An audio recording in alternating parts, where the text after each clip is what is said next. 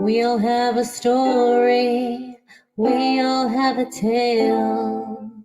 Well, there's a place I've come to know well, led by a man named Sty.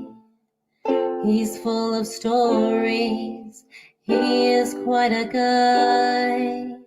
Sit around the campfire and hear him tell his tale. Some may be able to relate to him quite well. We're all just people looking for a place to go. Well, Sty has made one, and it is quite a show. Come meet Sty, he's quite the guy.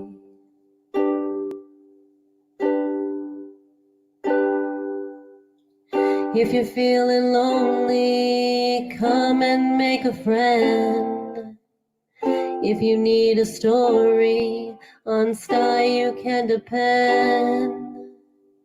His voice is soothing like a lullaby. Sometimes he brings a tear to my eye. Sit around the campfire and hear him tell his tale. Some may be able to relate to him quite well. We're all just people looking for a place to go. Well, Sty has made one, and it is quite a show. Come meet Sty, he's quite a guy.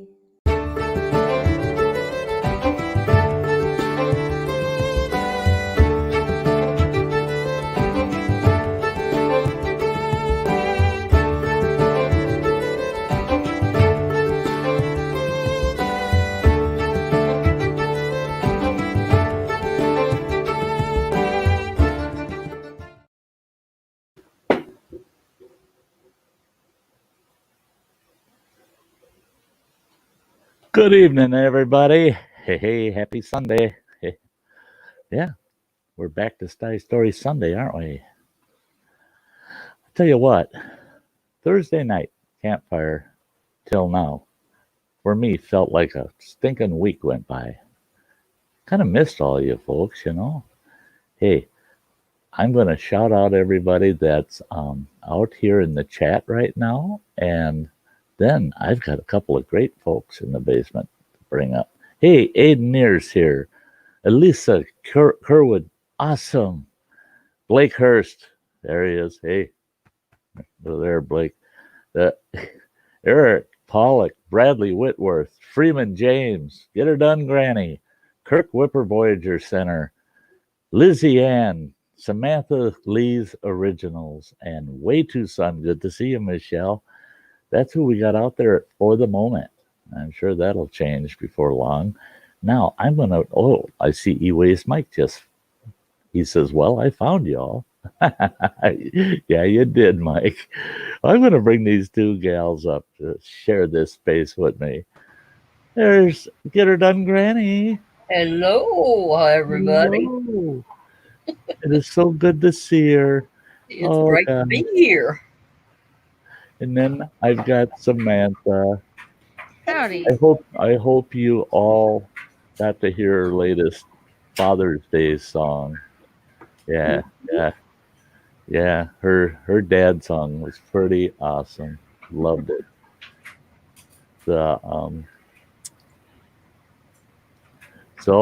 Hey, we got Raven, the Blackbirds here. Just seeing if I miss anybody. And so everybody knows, Sty's doing great. I'm feeling good. Everything's coming along. So, how have you ladies been? It's been a couple of days. Can't complain. Yeah. I had a new duckling hatch today. Ooh. Oh, you did? It is so stinking pretty. It's different than the other ones. It's kind of a bluish gray color. None of them looks like this. It's very unique out of all of them. It is gorgeous. Just the reverse of the ugly duckling. Yeah, Just it the is so opposite. pretty. That's sweet. It is. It looks. It does. It's bluish gray. It is gorgeous. So I'm excited. I hope it's not like some people's kids that I've seen where as children they're just Yeah. beautiful, awesome, cute kids. And then they get out of adolescence and you go, that's one ugly bugger. To grow up and be Daffy Duck. Yeah, yeah. And then I've seen kids where someone say, oh, you want to see the new baby? And I look at it and I go, Ooh. Yeah. that's an ugly kid. Oh my God, is that an ugly kid? And then the kid turns out almost model quality, you know, you're just like, oh, wow. Yeah, you just don't know. And it's just like I've seen two of the ugliest parents in the world have just beautiful children. I mean, their children are just beautiful. And the parents are, they've been beat with the ugly stick. And it's like, how did they do that? They're stealing kids, I think, you know. But no, that's the way it goes. That's the way it goes. So I considered myself fortunate that my ex-wife and I were average, so our kids turned out okay, you know, average.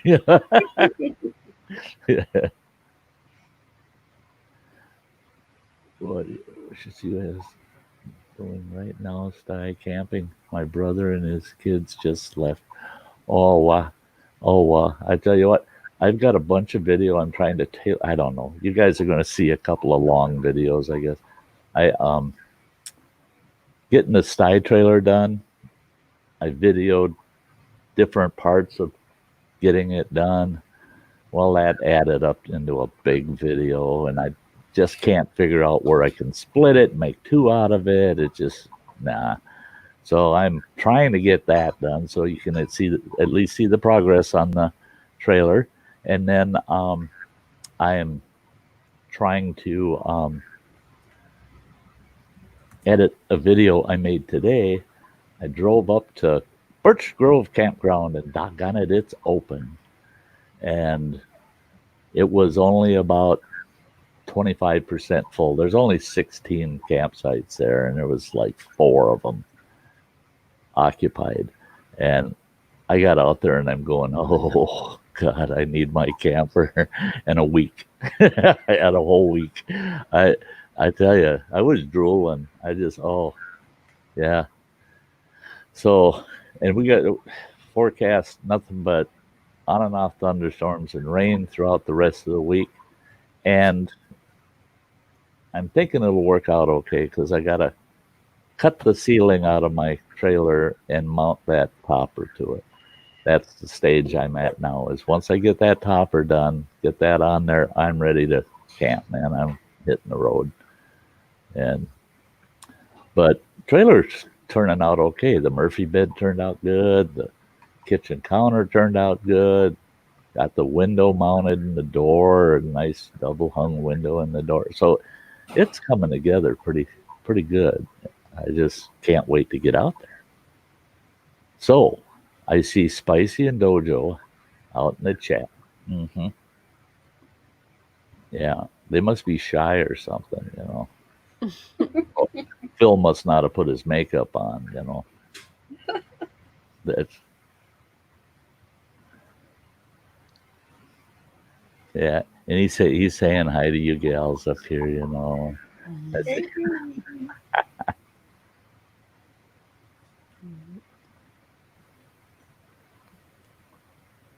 Dojo will be up in a moment. Now, about 8 o'clock, I have a follower that's going to be popping in, and I'm going to pull him up. He said he's got some kind of pleasant news to share. And I told him, yeah, I'll bring you up. Let's hear if you know, I'm one where, geez, you can't find a news channel with good news on it. So if we can get some good news on our YouTube channels, we're doing good. Heck yeah. Always need to hear good news.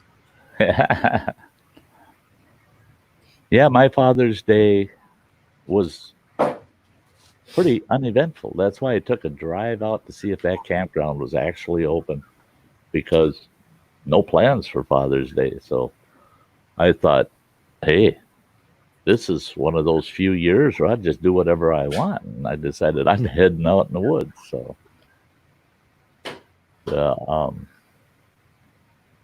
hey, Chowser, I'm here in the chat, just lurking tonight. Sly old fox. That's, yeah.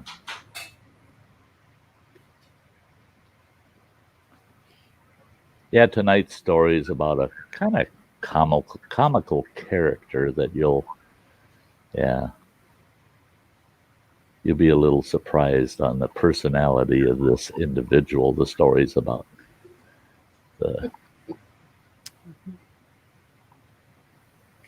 Indeed, I'm a sly old fox.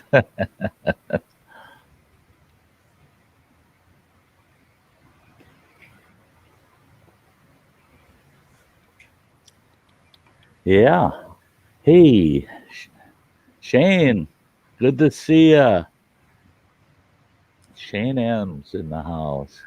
Yeah, we're starting to fill up a bit. We got 25 folks showing on my meter. That's a good turnout. I noticed it's been kind of quiet the last few days on YouTube. Been kind of quiet. Yeah. I've been coming in so doggone late each day that's the way this week is going to probably be, is work in the evenings when it's cool.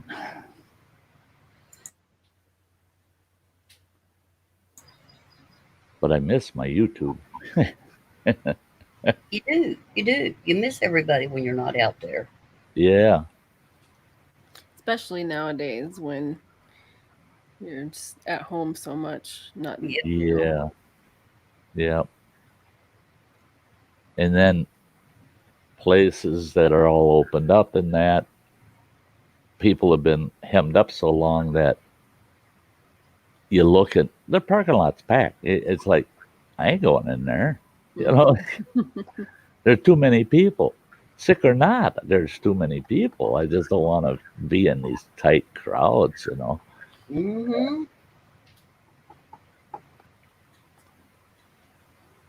Yeah. Oh, there we go. There's Dojo. Hey. Hey, Dojo.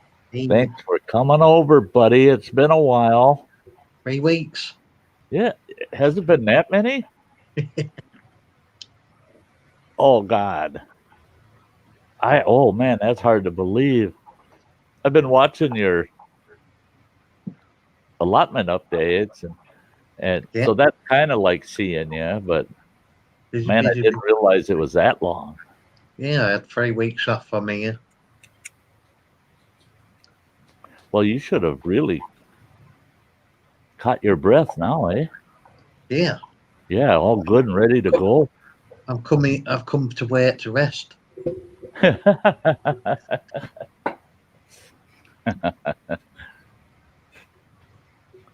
Yeah. All I need now is an hairdresser's to open because my ears like.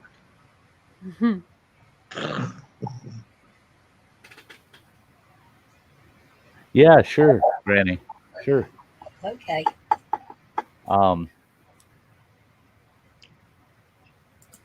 Yeah, I do. I will need to open up a slot at about 8 o'clock for someone that I had promised them I'd pull them up. So When they get here, I'll jump down if we're full. well, I'm going to have them up for a while. I'm not going to have them up till the end of the night. So, Right. so if somebody drops off by then or whatever, then I'll pull him up and we'll spend some time with him. And then when he drops down, I'll pull that person right back, you know.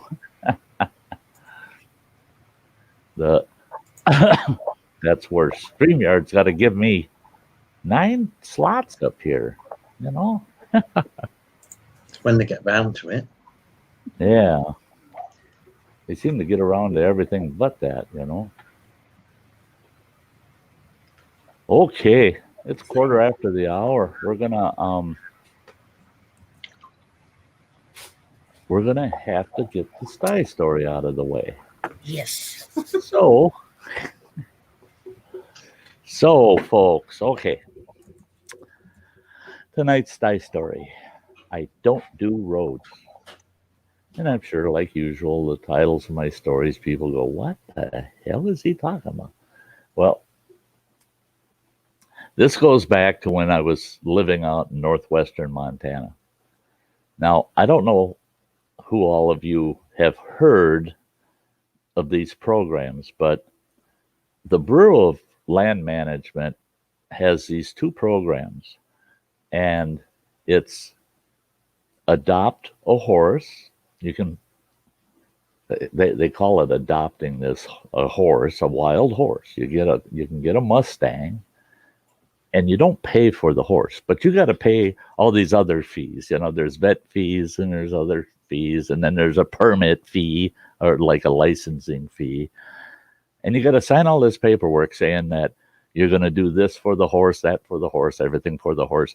And you will not sell that horse to somebody else that the BLM hasn't approved of. Okay. Well, they got a second program called Adopt a Donkey. Well, Adopt a Donkey, those are all burros from the Sierra Nevadas. Okay. Now, that's high elevation desert that those burros live in. Rocky, mountainous terrain, dry and cold and hot, both. So very extreme weather. Those donkeys, I mean, they can take just about anything. Well, I had a riding horse and a pack horse. And this guy kept telling me, come on over and take a look at this burro that I have. He says, you're going to love this burro. He said, I know you could make an excellent, because he says, I know you go hiking at times. And instead of taking saddle horse up, you can just go hiking and take that burro with, and you can pack a big tent and all your gear, everything on that donkey. And I kept telling him, I'm not interested. I don't want no damn donkey. And I had a Jeep that I wanted to sell, but nobody seemed to want to bite. Nobody wanted to buy my Jeep, except this guy that had the donkey. Well, he wasn't willing to pay me what I wanted for the Jeep. He was willing, however, to give me the equivalent of a $200 discount on the price as long as I take the donkey. So I caved in. I said, okay, fine. I'll take the cash and the donkey. Well, we got the donkey home, and I asked him, I said, does it have a name? And he goes, no. Well, the kids named him Brownie. Now, he was extraordinarily large for a wild burro. I mean, he was big. He was a big bugger. I could get on his back and ride him around. And your feet are still 1.5 feet, 2 feet off the ground. He's that tall. He's like a miniature horse or larger. Well, I was amazed. I put a pack saddle on him. I bridled him up, put a pack saddle on him, and he could care less. So I put the panniers, the big bags that you put on the pack saddle, and I started filling those panniers full of equipment. He just stood there. He didn't care. I loaded those things up so dang heavy, I thought for sure he's going to start bucking. He's going to hate this. He didn't care. And I could walk him all over the place. He didn't care. Well, finally, it worked out. I could go spend a week up in the backcountry. And I was going to go on foot. And I thought, I'm going to take the burro. I'm going to take Brownie up in the backcountry. I get them all packed up. Now, where we lived, for me to get up in the back country from our house, one side of our place was the Clark Fork River, and it's about a mile wide where we lived. So you ain't going that way. The other direction, heading north, you had to cross a state highway. Well, the highway was about, I'd say the equivalent of 3 football fields from our house. And I'm hiking through this trail we got that comes out to the state highway. I get to that state highway, and all I got to do is get across it, and there's a trailhead, and I can start heading up that first mountain, and then I'm back in the backcountry. And I thought, this is so slick. I don't have to wear a backpack, my donkey's hauling everything. Till I got to that damn road. I got to that road, and all of a sudden that donkey just locked it up. He put on the brakes, and his nose is right to the edge of the blacktop. He won't put his head over the blacktop.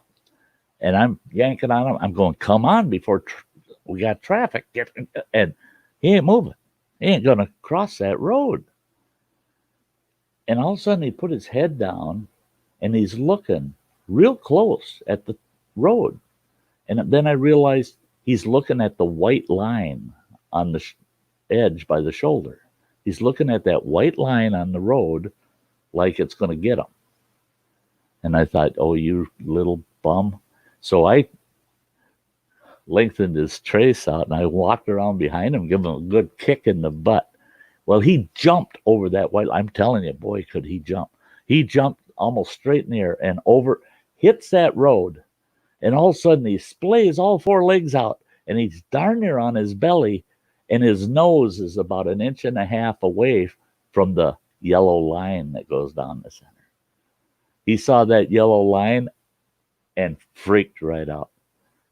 He was just shaking. And finally, he stood up, and he wouldn't go any closer. He was close enough, right? Then he looks over his shoulder and sees that white line behind him. Well, that freaked him out. So he jumps, goes airborne, jumps over the center line, hits the brakes because he sees another white line, turns around, jumps back over the orange line. I'm out there with this donkey going back and forth. He wouldn't go back over the white lines, but he didn't want nothing to do with the yellow line, so he just kept jumping over it back and forth about 4 or 5 times. And now I got a logging truck that stopped. I got some tourists stopped. They can't get by because this donkey's jumping lane to lane, back and forth, back and forth. And I thought, I got to get him across this damn road. So I waited till he jumped over the center line, heading in the direction I wanted to go. And just as he hit the ground, I ran up behind him and got both hands on his rump and just give him a good shove. And he slid off of the road because he couldn't, no traction, he's barefooted, he's no shoes or anything. So he just slid on the blacktop. Once he hit the gravel, then he boinged. He didn't jump away. He just went straight up, boing, because that white line was between his legs. And he thought for sure that thing was coming up to get his belly. Well, once he hit the ground, he took off, and he ran up the hill. He got away from me. He ran up the hill, and he stood up there looking over his shoulder at me. I got up to him, got a hold of him, let him calm down a bit, and then continued on my trip. We were out there for a total of 6 days. On the 7th day, we're heading home. What I learned on that 6 days, there was 2 gravel roads I had to cross. Walk up to him, he doesn't think twice. He walks right across that gravel. Doesn't care. Walks right across them gravel roads. One gravel road, I actually walked about a mile down that road. And he just walked down that road. He didn't care. And I thought, what's wrong with that road out there, but these gravel roads you don't care about? You dumb donkey. Well, the further we got in the backcountry and the further away from roads, eventually I had to cross a mountain creek. And it was pretty wide. I would say maybe 25, 30 feet across the creek. And the water is running kind of fast. You can, it's not like rapids or anything, but the flow is fast. I started walking across. All of a sudden, that tether stops, and I turn around and look, and there he is, and he's staring at that creek. He ain't going to step in it. And I thought, you dummy, look at me. The water's not even up to my knees. You walk through there, your belly won't even get wet. Come on. And he doesn't want to go in that creek. So I got behind him and give him another little boot in the rear, and he went airborne, landed in the center of that creek, and his second jump landed on the bank on the other side. All it took was one jump in, one jump out. He was out. And then he stood there just shaking. I must have crossed 6 or 8 creeks on that trip. And he did that at every single one of those creeks. And when we got back home, I realized he stopped at that road again, and he's looking at that line, and he's looking at the blacktop. And all of a sudden I seen him, he turned his head sideways like he's looking down the highway, and he turned and looked the other way. And I got in front of him, and I started stomping on the road. And all of a sudden he puts a foot out, and he starts tapping the road with that foot. Just tapping that hoof on the road. Got brave, put some weight on it. All of a sudden the other one came out, and he's tapping with it. And I just kept stomping on the road. He thought the road was a creek or a river, and he couldn't see the bottom.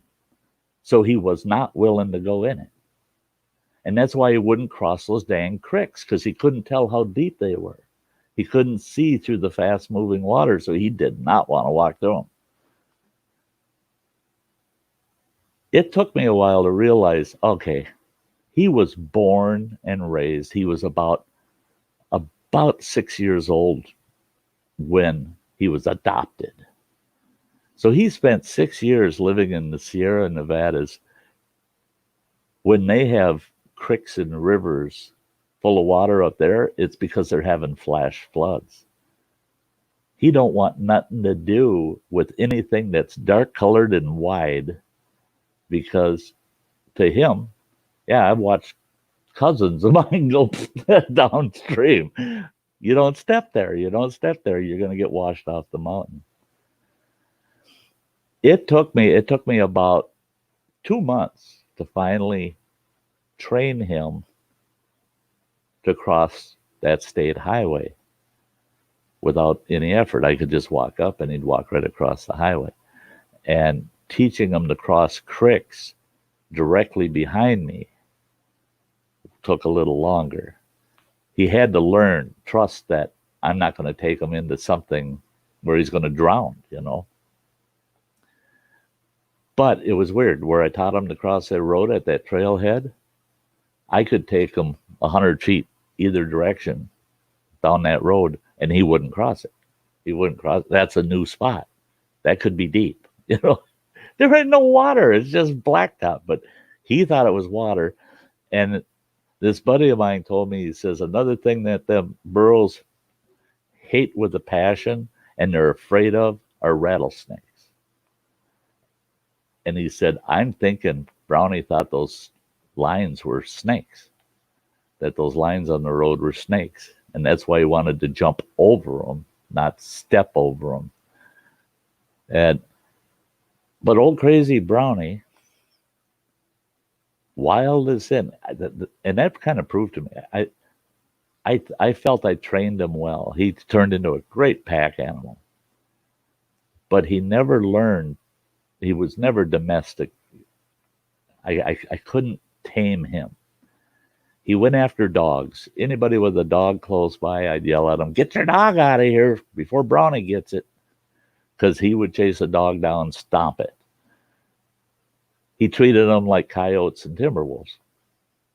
At any canine, no, Can't have them around. Can't have them around. And he was the same way with cats.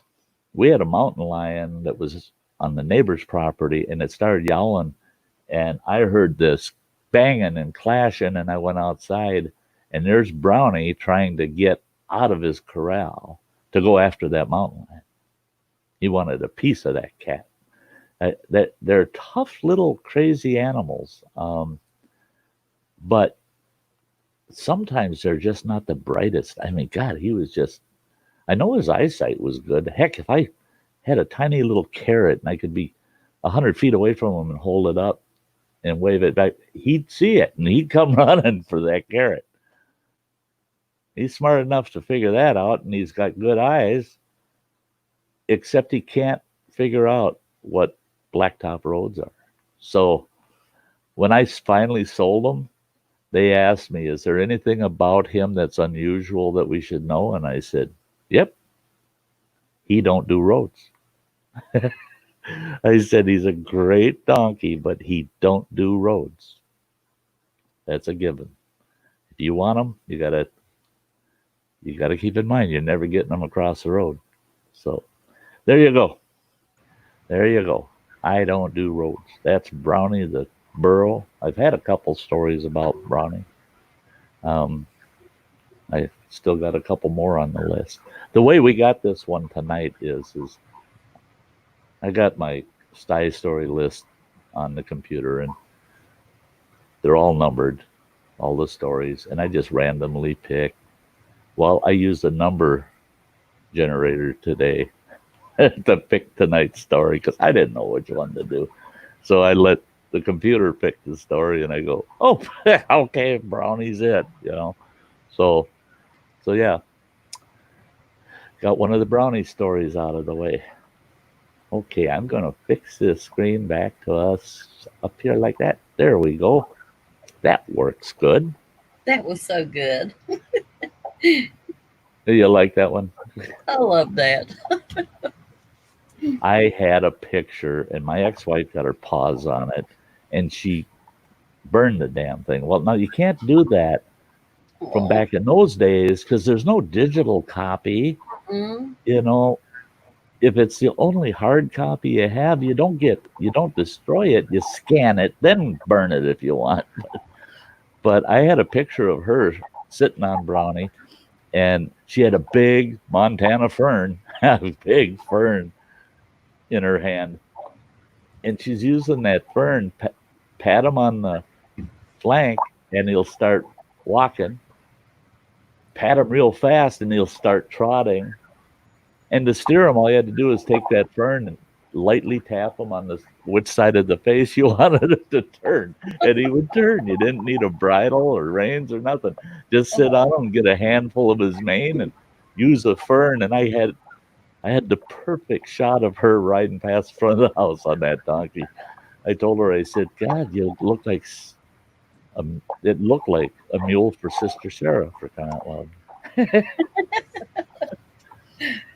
She didn't like that picture. Oh,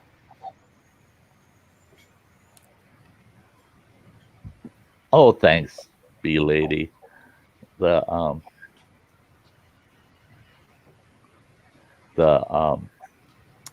why I loved my wilderness camp, my days in our camp, because the clients, every night we had story time around the campfire, and I'd pull stories out of my clients, and they'd pull stories out of me, and we just sat around the campfire and chatted like that, and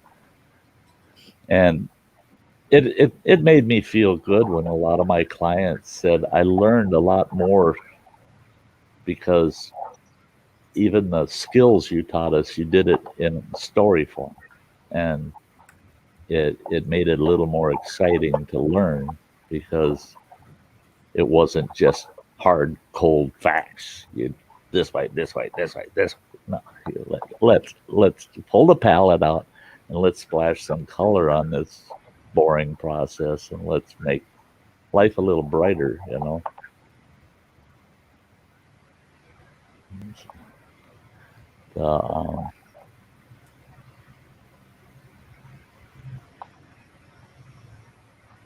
Yeah, Bradley.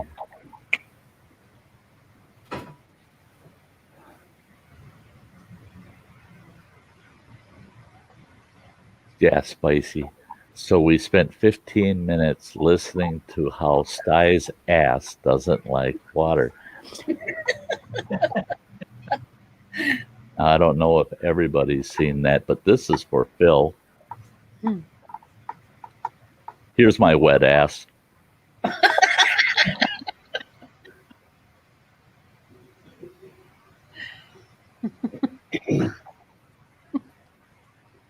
I think he knew that was coming. That's why he's saying that stuff too. This, I was really using it on him the other night. Almost anything he said, he got punched for.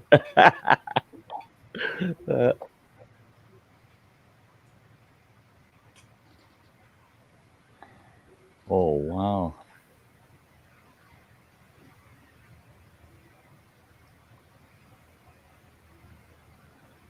Yep.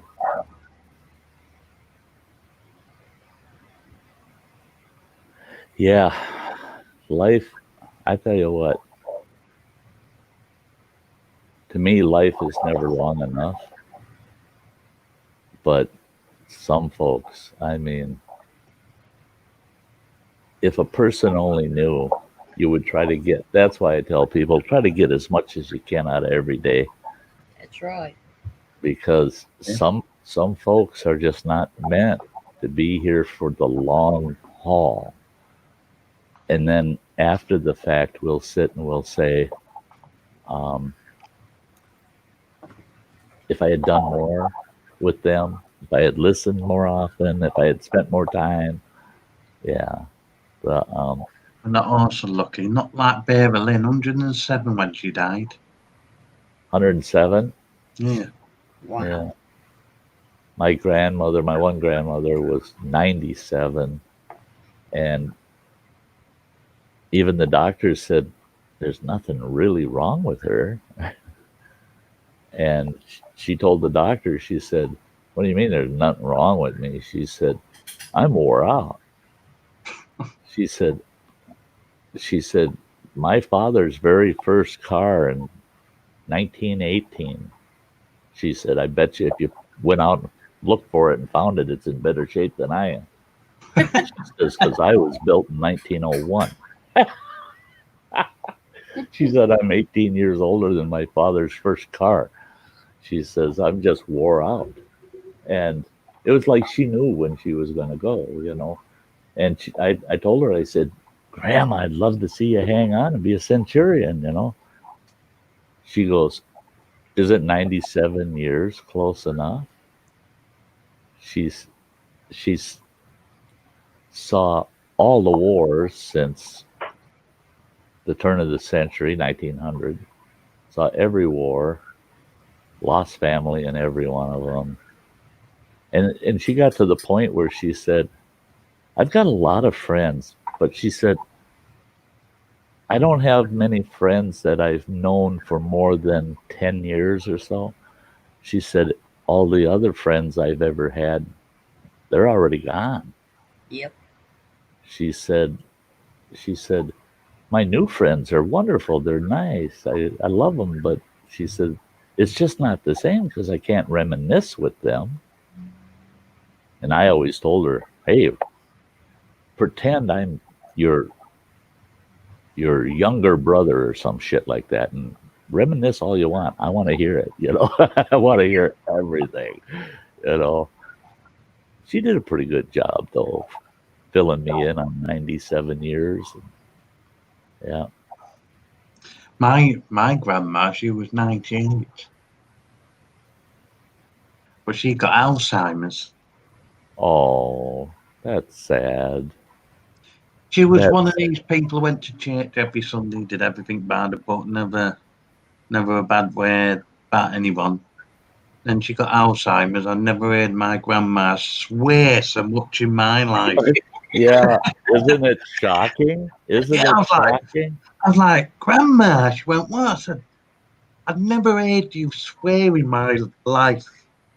She was like, oh, Beth this and be that. And I was like, Even my mum shook her head. She went, That was I'll never forget it either.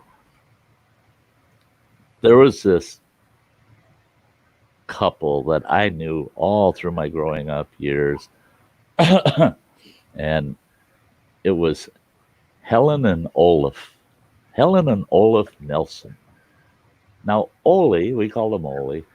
Now Ole, he was the kindest, sweetest guy you ever met. I mean, this guy.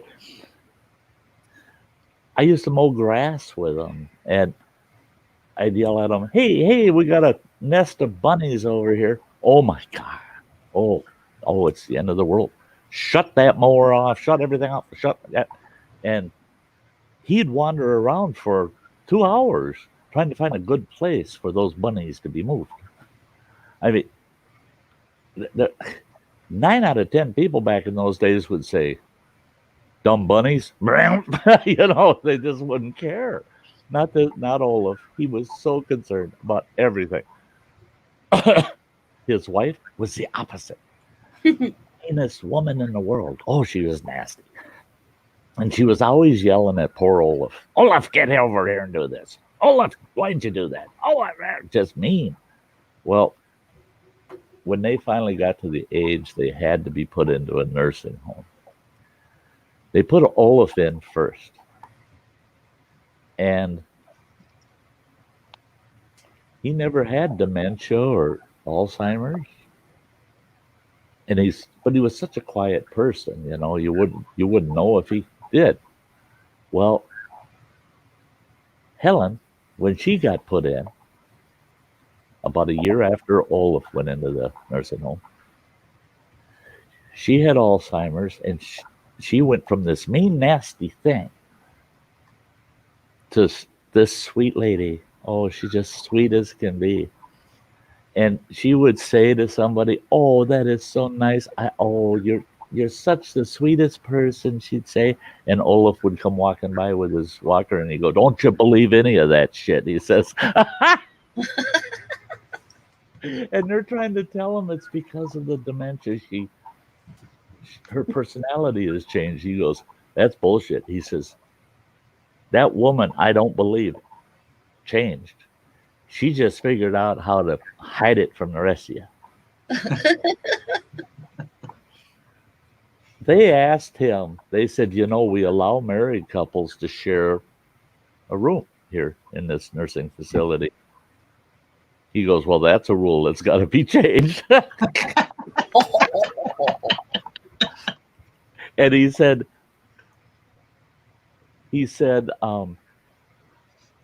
and she's got to be on a different floor. Can't be on the same floor with me. And they said, why not? And he says, I don't want her sitting by me while I'm trying to watch TV. No. I don't want to eat next to her. Nothing. He said, all she did was beat me up and yell at me my whole life. And he says, now she's all sweet and everything. I'm afraid I'm going to wake up with a big knife in my back. So yeah, their relationship, it got pretty weird at the end. And it was, I felt good about the fact that at least Helen in her last days had mellowed right out, and people actually liked to be around her, and so she did get some quality time, even though it's not the best quality of life to be suffering with Alzheimer's.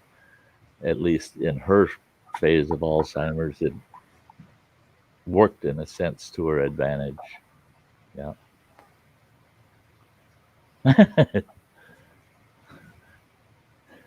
Johnny Bravo, when she has the cigarette in her mouth telling us to bug off, it's a thing.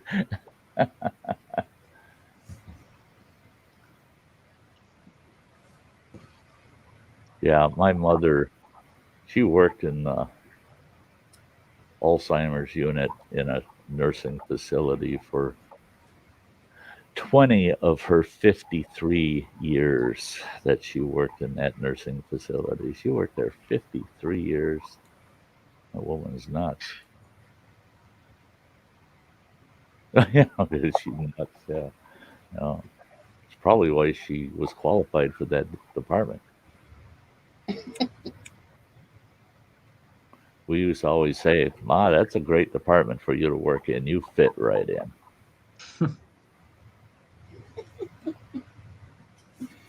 Right. Could have When the got wife this goes from correct. normal to sweet, it's time to tremble. Ah,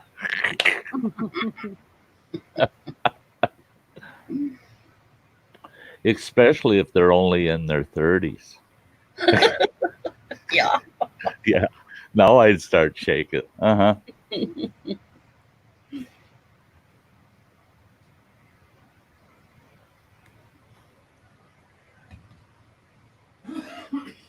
Yeah, Alyssa is had to go help a neighbor for a minute. Yeah, that's and that's it. Is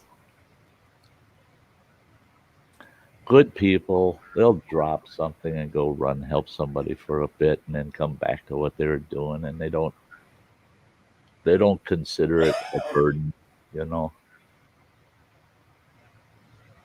that was me working on my trailer yesterday. It all worked out. Neighbor to my son's place. He's a he's a younger guy. They got a little boy that's probably about 3, 4 years old, and he's trying to do some repairs around his house and stuff. And I, he asked me, he asked me if Sam will pop back up if she has the opportunity. Uh, um, but he asked me. He said he saw me get in my truck, and he goes, "Are you coming back?" And I said, "Yeah." And I said, um, "I got to run down to the L&M Farm and Supply. I got to buy some parts for my camper for my trailer." And and he goes, "I need a couple of things, but they won't fit my car." And he said, "I'm trying to figure out how the heck to haul them." I said, "Hey, where are you getting this stuff?" And he goes, "From L&M." I said, "Jump in the truck for crying out loud." Took him over there 3 times yesterday. I had to run to the lumber yard, and I was in a big hurry to get there.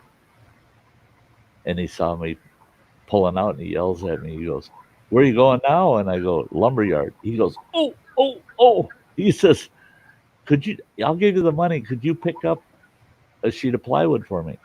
I said, "Nope, get in the truck, because I'm not touching your plywood for you. I'll haul it for you, but I'm not touching it."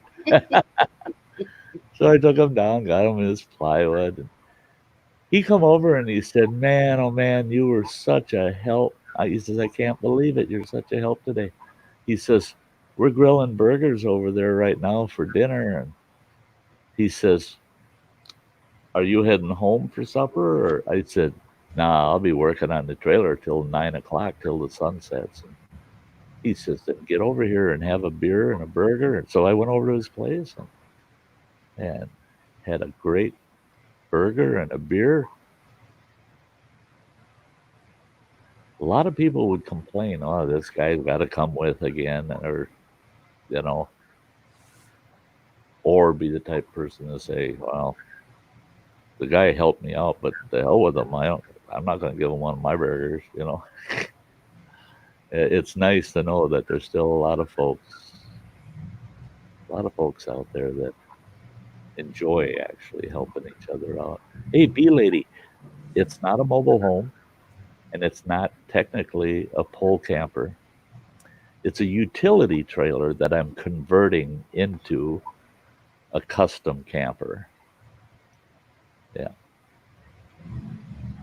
there's a lot of stuff I want to do to it, but I can't do it all and still get out camping. So there's things I can do that I can put on the back burner and do this fall and stuff.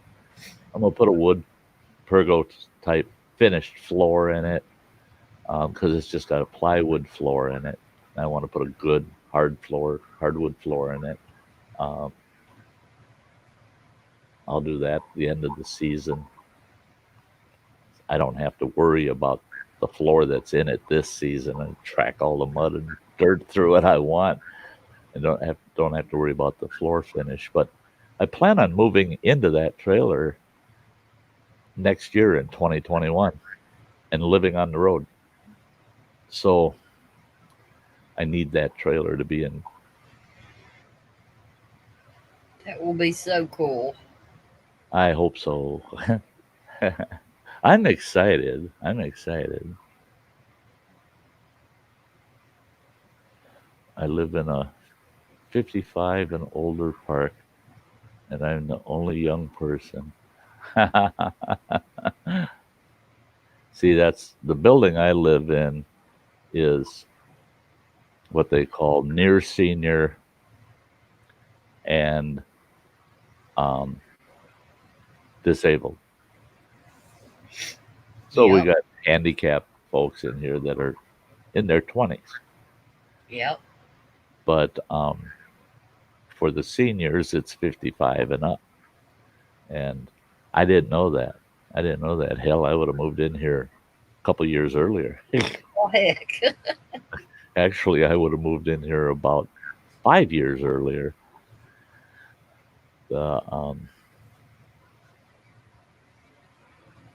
Aiden, it's the Sty Mobile. Actually, it's the adventure trailer, but it's going to be called Sty Shack 2. It's going to have Sty Shack 2 on the side of it. I just got the labels designed. I'm trying to decide which label company I'm going to let make them for me. This coming week, I'm ordering my stickers for the trailer. They're the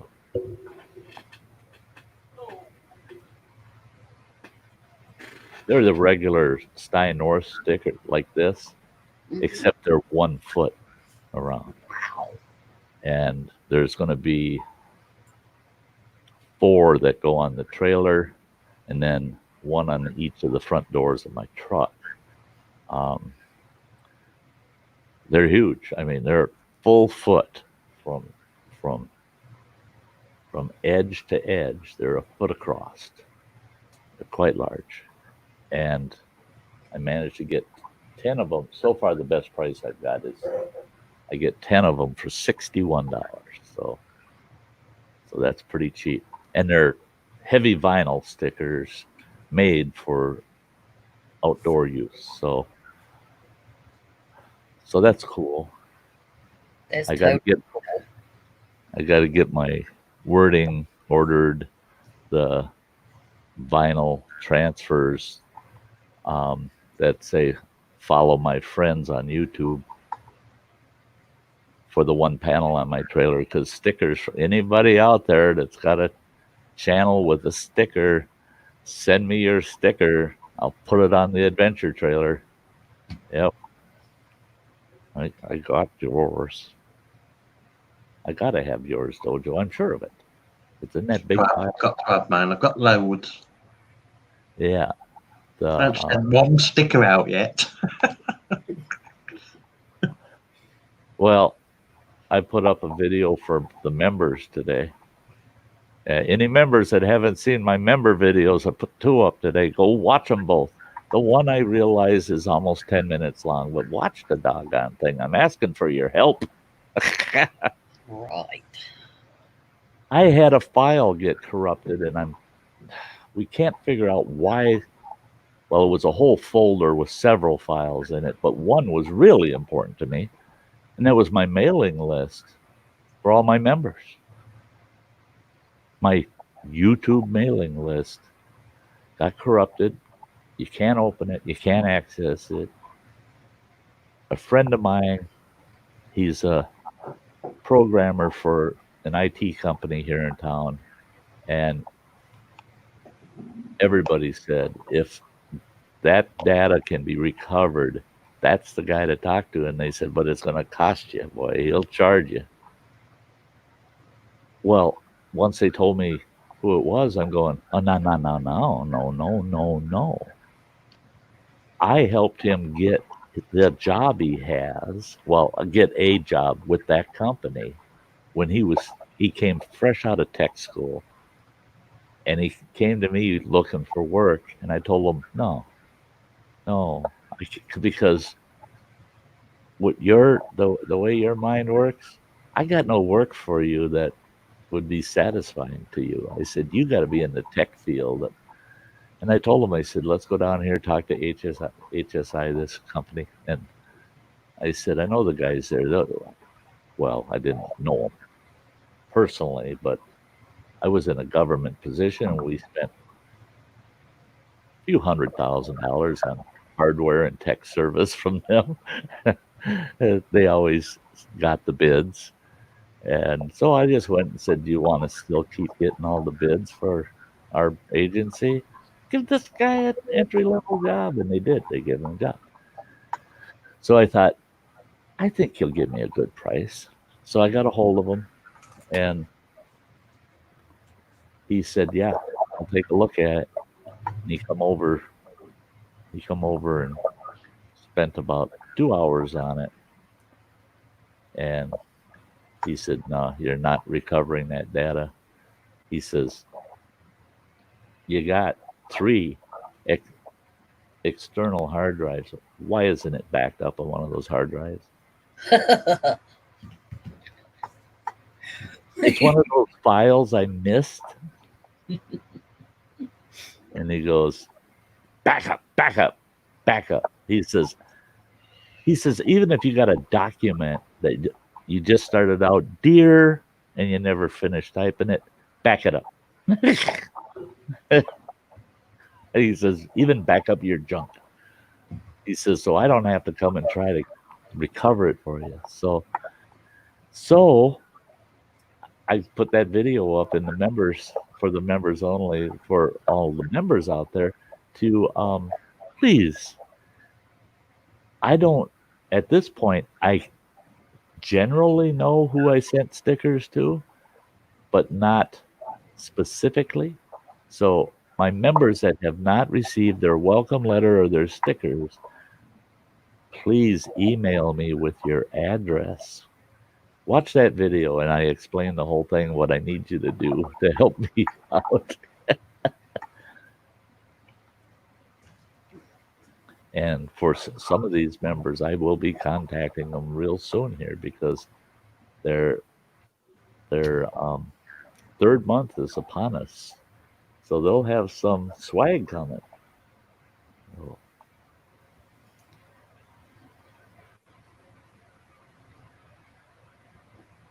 Yeah, arcade. Common sense. You're right. Absolutely. Yeah, I was a few cents short that day. Yeah. Yeah, I didn't have quite enough sense. I've done it. Yeah. I think myself in the past. Got to back things up. Okay, B lady, and it's great to see you, Chuck. Are you here to rub in that you're heading for the camper again, or eating something really good? Hey, Chuck. Granny and I were over watching NBA and listening to people over there talk about, NBA calls it bologna salad, and I've heard it called that myself many times. It's just ground bologna with mayo and relish, and you eat it like ham salad on a sandwich. Mm-hmm. And I'm sitting there going, oh shit, I need to go over to the shed and get my big grinder on and go buy me a bunch of bologna, man. I love bologna salad sandwiches. And I was surprised at how many people said, what's that? They never heard of such a thing. And I'm like, oh gosh, when I was growing up, we had bologna salad all the time because you sure the hell couldn't afford ham. I look at the price of ham back then, and it was pretty damn cheap actually compared to what we're dealing with now. But I don't know what salad is either. Yeah, you just grind up. It's like making a ham salad. You grind the meat up with with mayonnaise and some relish in it, and it makes a great sandwich stuffer. And then get her done. Granny and I get talking before the stream tonight, and she brings up fried bologna, and lo and behold, her and I like the same fried bologna sandwiches. Yep. You got to have some mustard and some thinly sliced onion and some nice fried bologna. Oh, geez, yeah. Down at the clubhouse. Shock.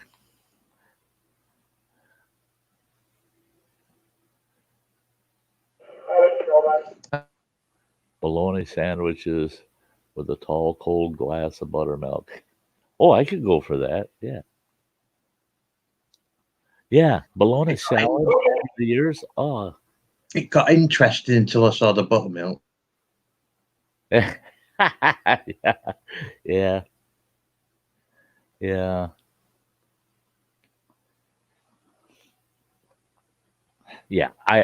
I won't fault anybody that skips the buttermilk. That's all right. That's just more for me. Yeah. Like I always say, if everybody was the same, it'd be boring. It sure would, wouldn't it? Yeah. Another good thing for buttermilk is you take and slice up your cucumbers and put it in a bowl of buttermilk and let it soak overnight. Those cucumbers are good then. I'll take. See, we think too much alike. I'll take sliced cucumbers and a little bit of mayo, and then about a cup of buttermilk. Yep. Stir it all up, salt and pepper in there, salt and pepper it, and then I put a bunch of thinly sliced onions in with it, stir that in, and then I sprinkle it with a little bit of sugar to make it have a little bit of sweetness. Yeah. And a dab of apple cider vinegar. Oh my God, is it to die for? Oh. Anyway, I've got to disappear for about 40 minutes and I'll be back. Okay, sure. We're here. See you in a bit. You betcha. Ciao for now. Yeah, ciao for now.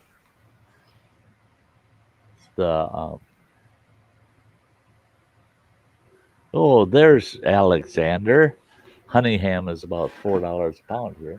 Garlic bologna is about $2.33 a pound. Braunschweiger is still cheap. $1.99 a pound for American cheese. Farmer's cheese. Blow it up. $2 bill. Yeah. Yeah, nowadays most people just, the younger kids, it's fast food and they don't know what all they're missing. No. And I think one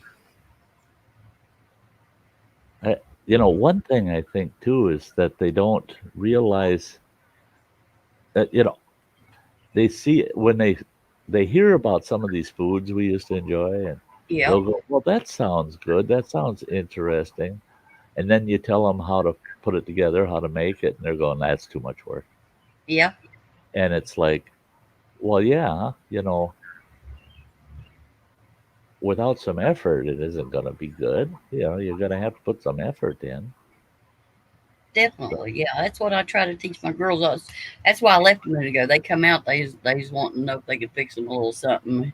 And I told them, well, we bought bologna today. Fry yourself up some bologna sandwiches. There you go. Oh, right, yeah. Yep. So they know. Yeah.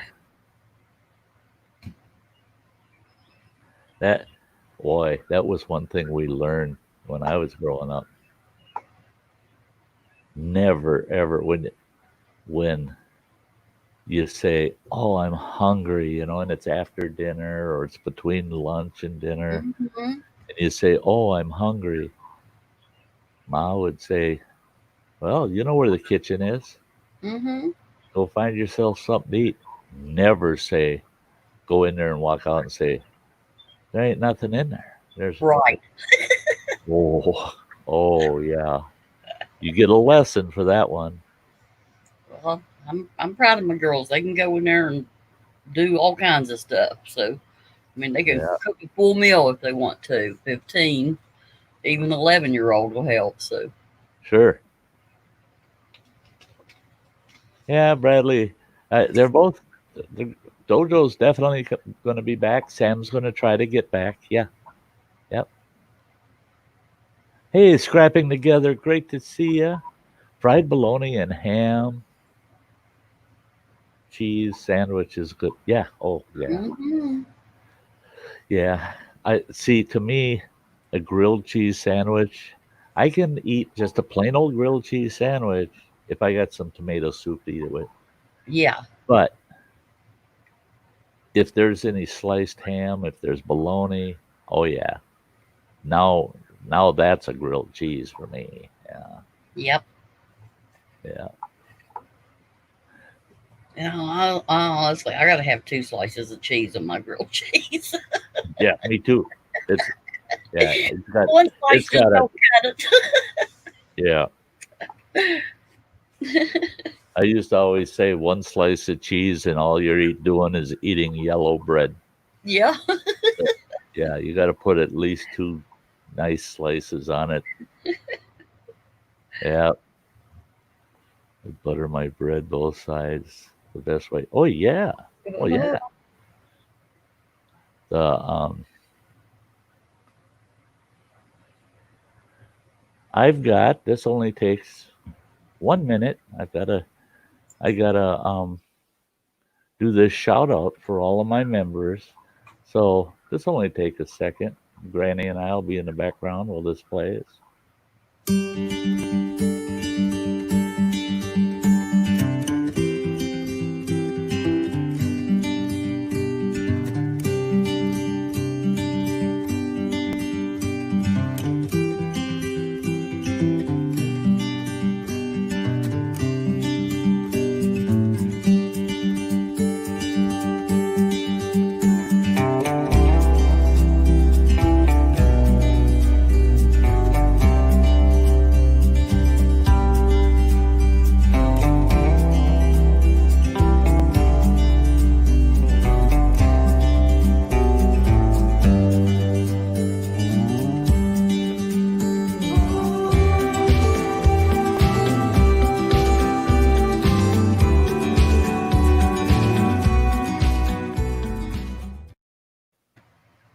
See, that was quick and painless. Mhm. If there's anybody out there that has not seen any of those channels, they are great. They are great. Get over and visit them. I think you'll find some new friends.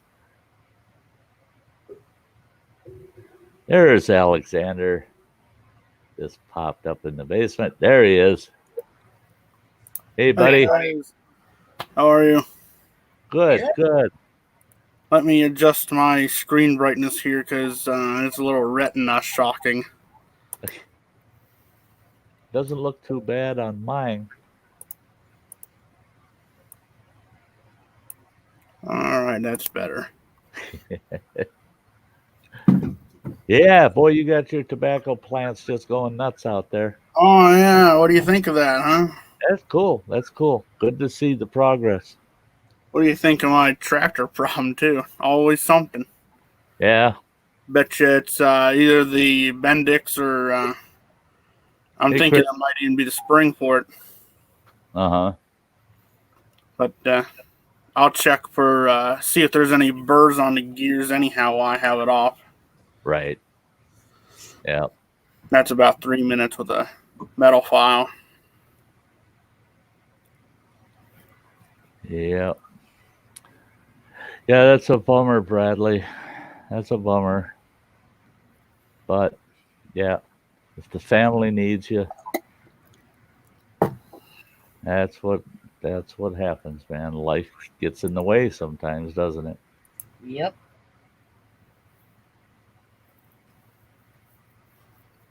Yeah, I know how that is. Oh yeah. Yeah. Can't escape it. What's that? You can never escape it. Murphy's Law. No, that's for sure. I ever find that Murphy fella, I'm gonna open I'm up gonna a hang his Yeah. He didn't leave me alone. Yeah. Teach Murphy a new law. Mhm. Look out, Murphy. There's a new law in town. And tell Murphy I'll be waiting in the garage with the shotgun. Yep. You better not come around here none. Yeah. Yep. Hey, Jack. JCT. Yeah.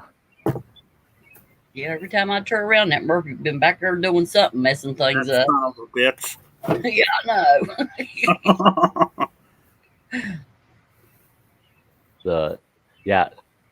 Everything I did on my trailer this week, every single thing I did, I thought I had it. It's all laid out. I got this mastered. Yeah. Oh no, those screws aren't long enough. Do I have any that are long enough? Hell Right. no. Another trip to the hardware. Right. You gotta love that. And I swear to God, in the last week, I've made at least 30 trips to one or another hardware. Yep. It got to the point where the folks at True Value, I walk in the door and they told me, they said, why don't you just call ahead and we'll have it waiting for you. I said, shut up. Leave me alone. And the one guy told me, he says, you should have spent all week sitting there in a chair looking at your projects, writing all that shit down, and then come in there and got it all at once. I still wouldn't remember. No, I told him. I'd forget my notebook. That's it. I said, I'd get here in my shopping list. I'll go, oh, geez, it's sitting in the trailer. Yep. Yep. Then I'd go back and forget that I was there for the shopping list and do something. And then I'd go, oh, I got to get them parts and head back. 15 minutes Oh, before I still forgot the list. Yeah. Hey, Park Nest. Parkness, hey. From the UK, way past my bedtime. I betcha. Yeah. You're 6 hours ahead of us, I'm sure. It's got to be 2:15 in the morning there, eh? It's still early. It's still early, yeah. Yeah, boy, those days. I can do that in the winter. I can't do it in the summer.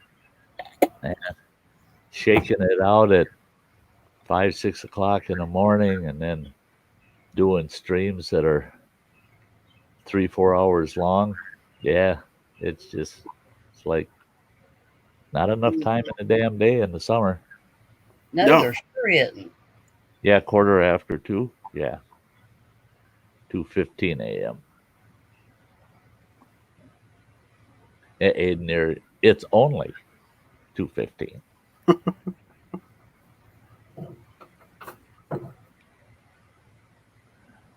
Don't forget the spare trailer tire. That I will not forget. I'm looking now, trying to find the right tire mount for the front of my trailer. I have to attach it to the trailer body because the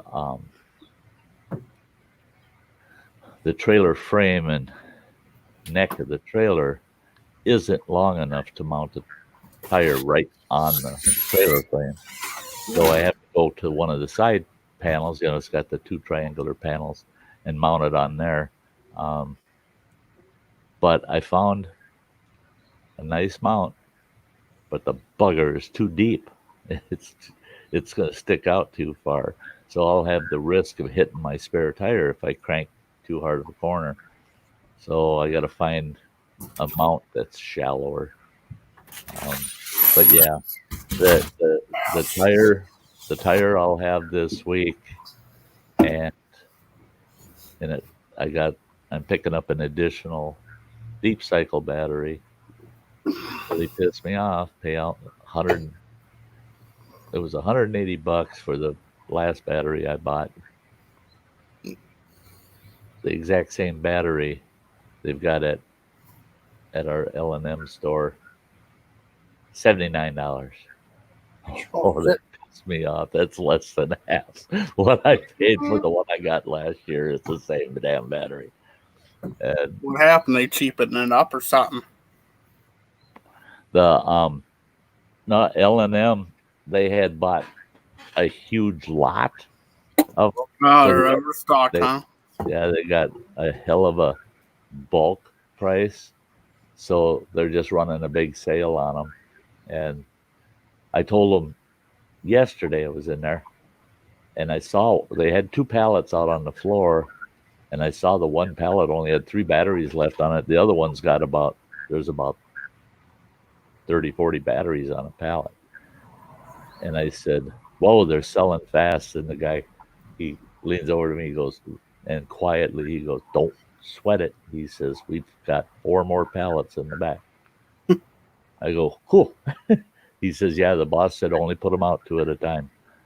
You know, don't want people to think that we've got endless supply of them.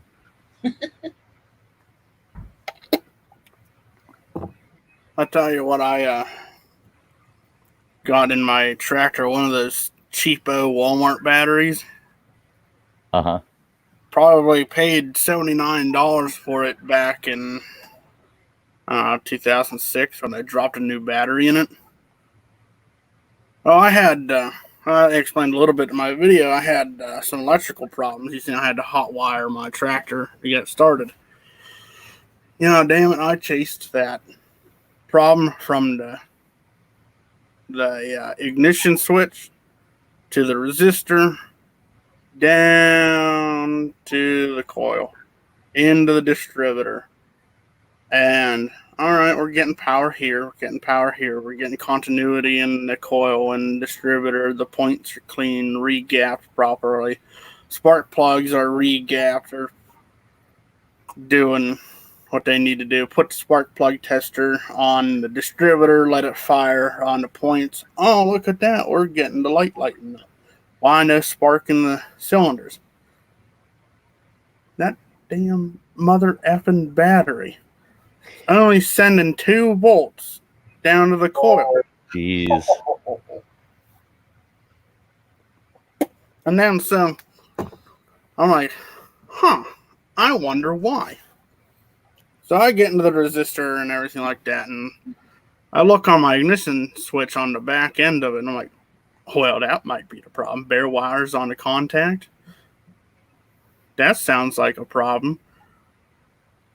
So, gotta take that off there. Either I'm putting a new ignition switch on it, or I'm gonna recut the wires and this and that, and clean it up, clean up the contacts. That don't work. It's the resistor, which wouldn't really make sense because I can jump the wire from the coil from the contact on the resistor, which goes to the battery. I can jump it there, and oh yeah. So if it's somehow the resistor, I don't understand. It's witchcraft. Huh. Someone done cursed my tractor. Yeah, Metal Music. I don't even remember what the brand name of that battery is that I've got. Those they're 150 amp hours, both of them, and those buggers too. They weigh about 55 pounds a piece. Yeah, they're heavy little bastards. I was gonna go with like an 8D 200 amp, but what I've got, a lot of folks go, oh, Sty, you don't want to use those batteries. You don't want to use those batteries. Too late. I already have one. And I can run my CPAP machine and the lights inside my trailer for 2 weeks out camping on that one battery. So the needs I have, 2 of those are going to exceed everything I'm doing. So, Come here, you got crap in you. hey, Boomer Rock, great to see you, Boomer. It's been a while, pal. I've lurked over at your channel a few times. I'm I'm a terrible lurker. Well, Let's put it this way: I'm a terrible chatter. The typing in is just hey, Park Nest. It wasn't a dead battery. It's I put the load tester on it. I'm getting 6 volts when I turn the key on, but when I engage the starter button on the Ford 9N, it's dropping down to the weak battery stage on the load tester. So that's why I thought it was a resistor problem. that 6-volt system. Oh yeah, mm-hmm. That's what I thought. I was going to say, yeah. My That's, 8N was a 6-volt system. It's got the original starter on it too, which is part of the problem. Why it sounds crunchy when you start it. I bet if it is that spring in there, I bet you it's broken in a way where it's just flopping around the other half of it, creating that god awful noise, like some sort of freaky slinky. Yeah. Oh, jeez. Hey, Alyssa, we love having you here too. We love it. Hey, Park Nest. Good joke. I took a hat back to the shop. The man at the shop did something, and the music was gone. I asked him, "What'd you do?" He said he took the band out. Loopy Lisa, sweetie. Hey, girl. Lisa, all you have to say is yes, and I'll send you the link, girl, if you want to come up and chat, talk with us. Oh, speaking of that, my ADHD got ahead of me. I was telling you, Sty, that I have a message for everybody. Yeah. What's up? Oh, for the last 2 weeks, I've been pretty hacked off. So, every once in a while that happens. It's better to be pissed off than pissed on, right? Right. Exactly. So I'm sitting here thinking about it, thinking about my trouble. I got all these people telling me, "Oh, you're damn well almost 30 years old. You need to pick and choose what you're going to do in life." And I'm like, well, I'm trying. I'm trying my damn best. And you think I'm sitting home on this computer right here just talking about bullcrap? Go look at my history. It's not what you think it is. And so I just wanted to say to people that it doesn't matter what anybody else thinks you should do in your damn life. That's your life. Don't let these people, Stein said this, a couple months ago. He went through the same thing. Don't let nobody tell you how to run your world. Yeah.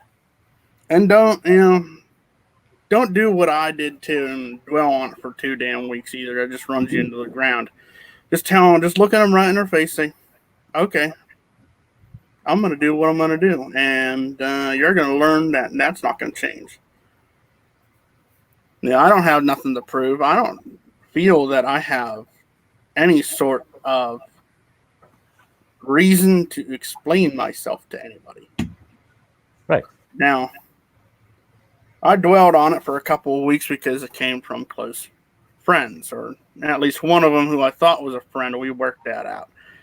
I'll go ahead and say, well, I don't have a job at the gun shop no more because I gave him the most important finger in the hand. But we're still all right. I'm just not working up there no more. Right. See, the thing is, when you have a life where you're happy, other people see that and look at their life and realize, oh shit, I'm miserable. How is he happy? He ain't got shit. Well, I grew up without anything, and we're all going to go out of this world without anything. Eventually. All this stuff here, you have a nice porch set, you have a nice living room, you got 134-piece china cabinet. That don't matter. Yeah. That don't matter. It don't, shit. Ours in here, that was my grandma's. Hell, she wouldn't have even let us eat off of it. It's like, no, everybody's getting paper plates. I ain't washing no china. And I'm like, what do we got it for then? No, it looks nice. I'm like, yes, it looks nice. But also, there's a thing called functionality. And is your life, if you're having a functional life versus a lavish life, what's going to happen? Typically, you buy more and more stuff to fill in this metaphorical emptiness that you're choosing to feel. Hey, And Boomer. it's going down. You're just throwing money into a hole. But when you learn to live without anything, or you're not able to hold on to anything because, oh, hey, I don't really need this kind of thing. Well, see, and that's something that I've told people for years and years. I learned it when we lived out west, and we gave up everything. I mean, we literally got rid of everything. And we moved up into the wilderness for a year, up in the backcountry. And all we kept were the things we needed. Essentials. All the essentials. We had everything we could possibly need. And then it was easier for us once we got to that point to look at, we'd have an impulse to purchase something, and we'd all stop and look. Even our children got to that point where they'd look and they'd go, I want that. I want that. It's not a need. And we got to the point where, hey, once all the needs are met, reward yourself with a want occasionally. Oh, yeah.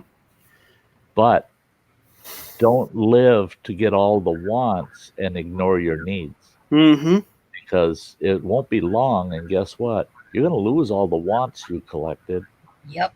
We saw that happen 3 times in my lifetime. We went from riches to rags, just the opposite that you usually hear. Oh, they went from rags to riches. Well, it goes both ways. You can go from... Oh, yeah. I'll give you a good example of that, Sty. I have a pretty neat firearms collection. Yep. You think I'm attached to any of that shit? It was easy to get. It's easy to go. If I need money for any reason, all of them are investment pieces anyhow, being how old they are. Mm-hmm. I can go ahead and flip them for a price. That lever action 30-30 in there, that's probably about $1,200. Yeah. I bought it for $250 because somebody didn't know what they had. And they just needed the money. So, okay, we'll see you, Boomer. See you, Boomer. Bye, Boomer. And in the case that I ever need money, say, okay, I finalize my driver's test here. I need to get a vehicle, pay for title transfer registration. I sent you the link, Lisa, on Messenger. So you have to look in Facebook. The neat thing is, like I was saying, I need a car, registration, insurance. Hey, there's a car lot over here. The owner of it, he takes down payments and guns. Uh-huh. Or I could go right back up where I get most of my crap and be like, all right, here's what I need to do. Yeah. It doesn't matter. They're still some of them are not making, but some of them that I have, they're going to be making them for years still. I can always get another one. Well, and the thing is I've had so many toys over the years that I've just liquidated, got rid of. And I look back and there's days where I go, oh, I wish I had that. I wish I had it back.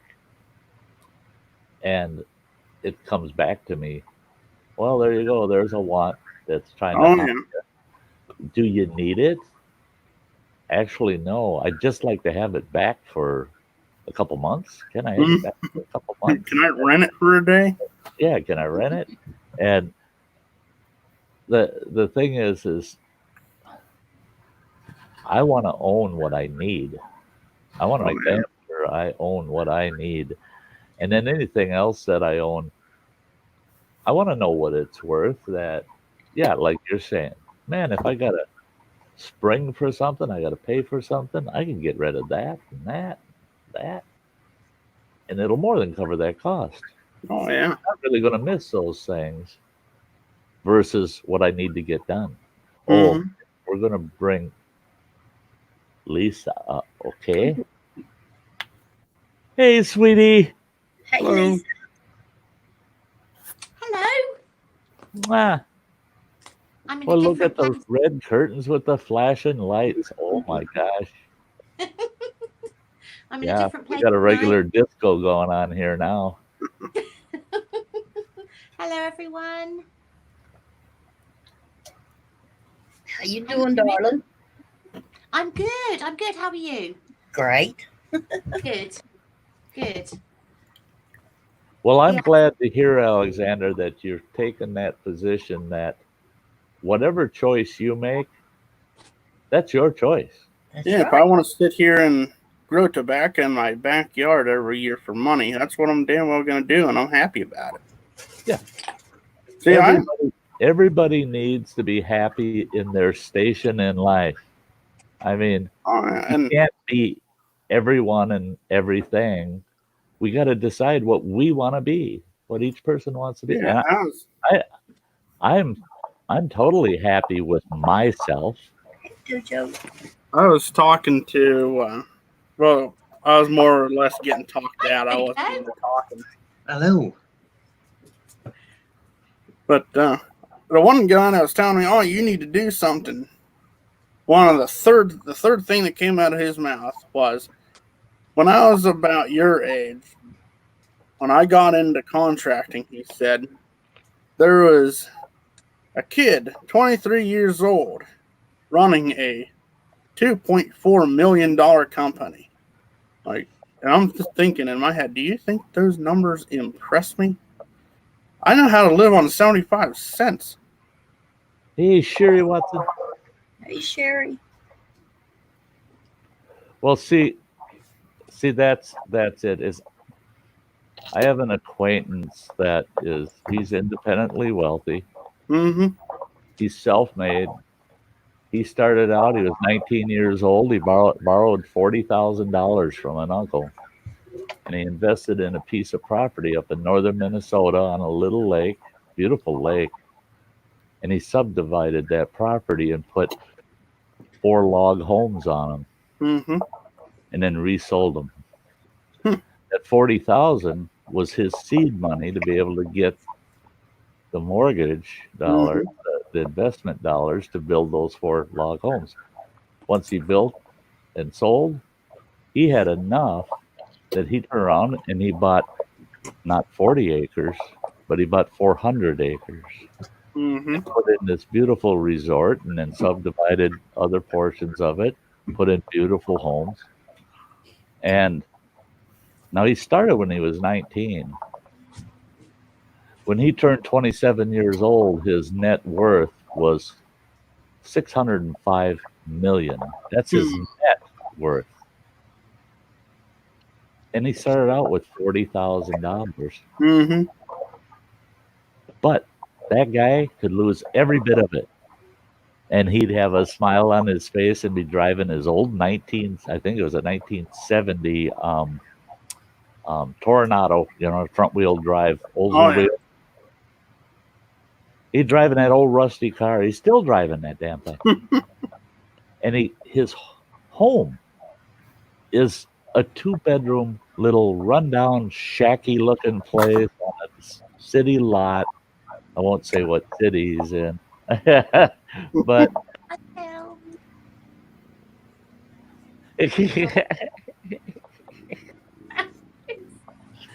it's killing her down there. She wants to start yelling hi to everybody. You know how she is. She's got It's to so say hi to hard. everybody. I've literally just seen stuff. I'm so sorry. But hi, everyone. It's so good to see all of you. Phil, everything's spicy. So good to see you. Everybody here. Get on Granny. Hello. Hello. I haven't seen you for ages. So good to see you. And you there with the beard. Really good to see you. Alexander. Alexander. Yeah. Sorry. Got it. It's really hard to see. Yes. Hello. Hi. Nice to see you. And oh my God, Dojo, I have not seen you in so long as well. I'm So always. good to see you. How are you? I'm good. I'm good. Yeah, we haven't seen him for 3 weeks either. Can he talk? Is he mute? No, he can talk. Step on his toes, see what he does. Yeah.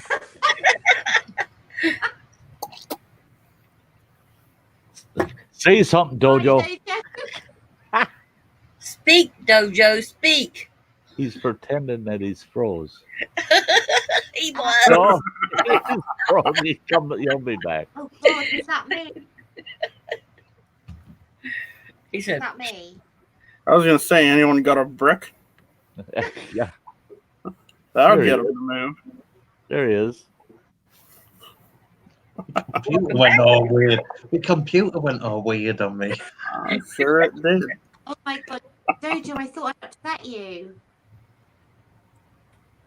You know, you just sitting there freezing up like that, Dojo, is just embarrassing.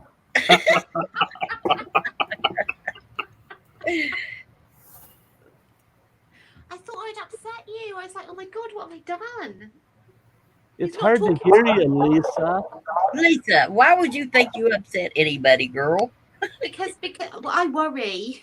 I Well, do. quit worrying. Quit Yeah, worrying. she worries all the time. Be yourself. do. Don't worry. I do. I worry. She does. She always worries about I'm something. terrible for it. I admit that fully. I Go am give yourself terrible an for ulcer. it. It is so good to see you, Sherry Watson. My connection's playing up. Yeah, I see that. I like how you got I your don't room. know. I like how you have your room, Lisa. It's a different room. I'm in a completely different room. Oh, Oh. really? Yes. Yeah, I'm in my conservatory tonight. Yeah. Yeah, a different room. Well, having the red in the background, it contrasts you more. You stand out more. You're easy to see. Yeah. Oh, is that a good thing? Well, no, it seems like no. I'm saying that the quality of the camera, because of the colors, makes Okay. it look I thought I'd shake good. it up a bit. Shake it up a bit. Different room, different background, bit of a shake. Shake it up a bit. Nothing wrong with mixing it up, is there? That's right. Change it up sometimes. That's good. Exactly. Nothing wrong with that. Got to be a Okay, bit so- spontaneous now and again. Yeah. Oh, he talks.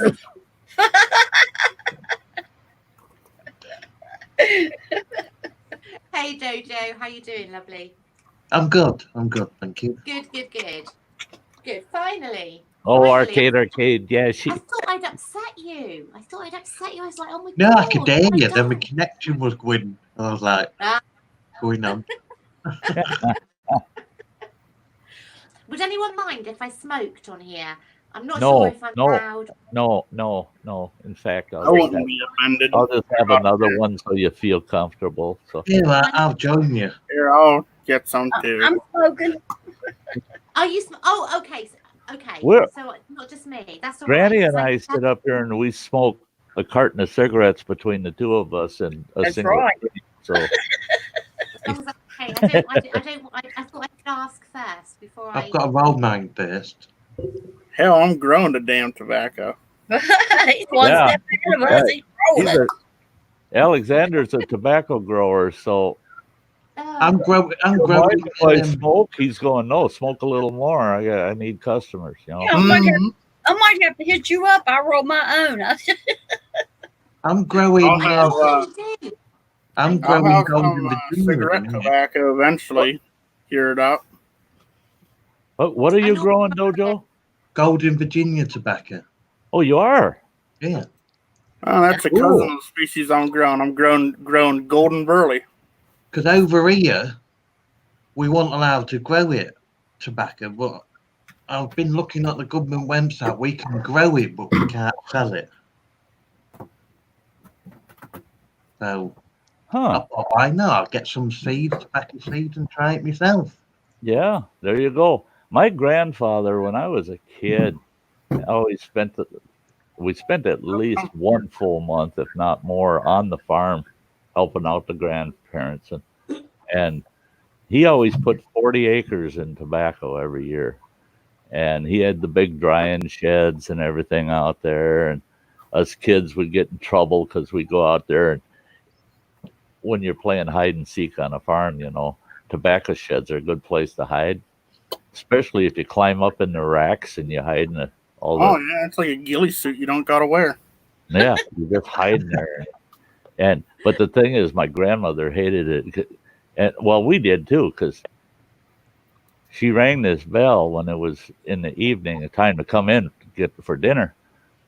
You come running into the farmhouse, and right away she'd go, "You wait till your grandfather gets a whiff of you." What? Smelled like that. You were in Yeah. tobacco sheds again. Oh shit! Yeah. Oh hell, Grandma wanted to roll me a cigar. You want one too? Yeah.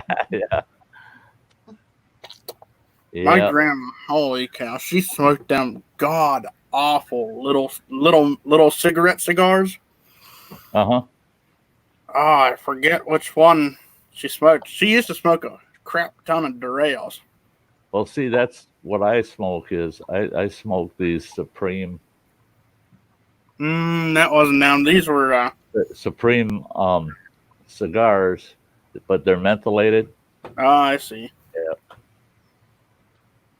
I think she smoked Captain Black. What the heck? Music. Oh, I can remove the other one, I suspect. Yeah, just put it down in the basement. There it is. Oh no, Dojo's got a twin, y'all. That's Dojo all over. I thought I'd just join you all for a cigarette. There you There you go. go. Now there's 4 of us smoking and 1 chewing, right? Oh no, he's smoking. He's smoking. I forgot. He's got like a little cheer root in his mouth there. God damn it. All you smokers. How I can't breathe in here. I found this in the woods the other day. Oh cool. Mm-hmm. That's cool. I've been I don't know what was in here before. It smells a little funny, but I've been spitting in it for about 2 days now. Could have been someone's opium pot for all I know. Could be. Uh, Could be. I'll go find and see if they want it back. They can have the contents too. Yeah. Yeah, Dojo, I got sorry, get her done, Granny. I got Golden Burley and Greenwood tobacco. Both are used for chew tobaccos, both dipping in leaf chew and also for blending cigarettes. I also have Dominican tobacco and Havana 263 Cuban seed, which will be cured into cigar tobaccos. Hey, it's great to see you, Woods Family Homestead. Hey, Woods family. He would, man. I don't know what kind of backup I get. I just get, it's called Gambler Gold, Mm-hmm. and that's what I use to roll my cigarettes with. I don't know what kind of tobacco it is. Let me see if I can figure that out. Hey, Riles, Bees, good to see you. The only tobacco we can grow over here is Golden Virginia because of our climate. I see. It's only tobacco what will grow over in this country. I want to tell you something, but it's a bit weird. Cool. It's okay. It's about Dojo. Hell yeah, I like weird About shit. Dojo. Oh, it's about Dojo? Yeah, let's hear the dirt. Ooh, let's hear. Okay. Look at Over the past few days, I've been having some crazy dreams, like really crazy, like all sorts of people coming in and out. And at the moment, I'm getting my back garden sorted out, and like I'm hoping to get decking and all sorts. And in my dream, right, Dojo turned up to do my decking. In my dream, it was Dojo. Dojo turned up in my back garden in my dream to do my decking. It's And funny I you. haven't seen it. I haven't seen Dojo in ages, but literally about 4 nights ago, I dreamt about Dojo. You have a good night, Bradley. What? It's funny that 'cause I'm just started decking my back garden. What? What? Repeat How that. weird is that? I said it's You ruined funny my because back I've just garden. started decking my back garden. How biz- You Oh, ruined my back That's garden. Dojo all over, I'm telling you. seems like we got a connection going on here. Psychic connection. How weird is that though? I mean, I've had some weird dreams, all sorts of things going on. But Dojo, hang on, Dojo was decking my back garden. But that's It's not like the euphemism. It's like the dream I had. I'm in a little Facebook group with some other people, and I had a dream that I won some money and I bought my private plane, got them all on. We all got drunk and I crashed the plane. Oh my gosh. The plane. There you go. Thanks, Dojo. I will not come along. Okay. That sounds That's like it. you need to stay away from planes for a couple months. Yeah. I'll ride in the same plane with you, but not let you fly it. Uh-huh. Yeah. I'm taking Yeah, I was the pilot, but I was drinking as well. That's what I mean. That's not good. That, And I yeah. woke up and I went, weird dream, but I'd never been on a plane in my life. Have you I not? must have been sitting next to you. I bet you $20. Never been out of this bloody country. Have you not? Well, I'll tell you what. Before I got divorced, for 2 years we lived in this beautiful, beautiful. Well, they called it a cottage, but it was a home. I mean, it had 3 bedrooms. I mean, and it had this huge deck that looked out over the private lake. It was all the property. The lake was on the property. It was all private, beautiful property. But the driveway to the house was almost 3/4 of a mile just down the driveway. Dojo, he keeps falling apart. There he is. He's back in his other spot. And but the thing is that okay, so this place is really remote. You got to take these back roads to get to this property, and there a lot of people that love nature live out in that neck of the woods. And I didn't realize when I leased that place who the neighbors were. Well, I had heard about these folks, but I didn't know where they lived. Well, I found out in a hurry. This gal was about, I'd say she was about 60 years old.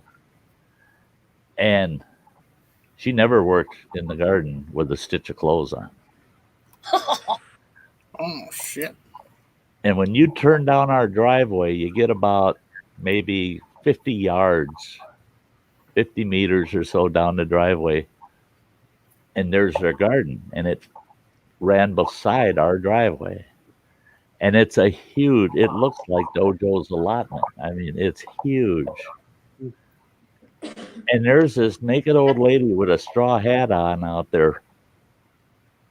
And my wife she'd go, oh my God, she's out there hoeing the garden again. And I go, she's hoeing in the garden again. I said, she'd make a lot more money if she did her hoeing in town.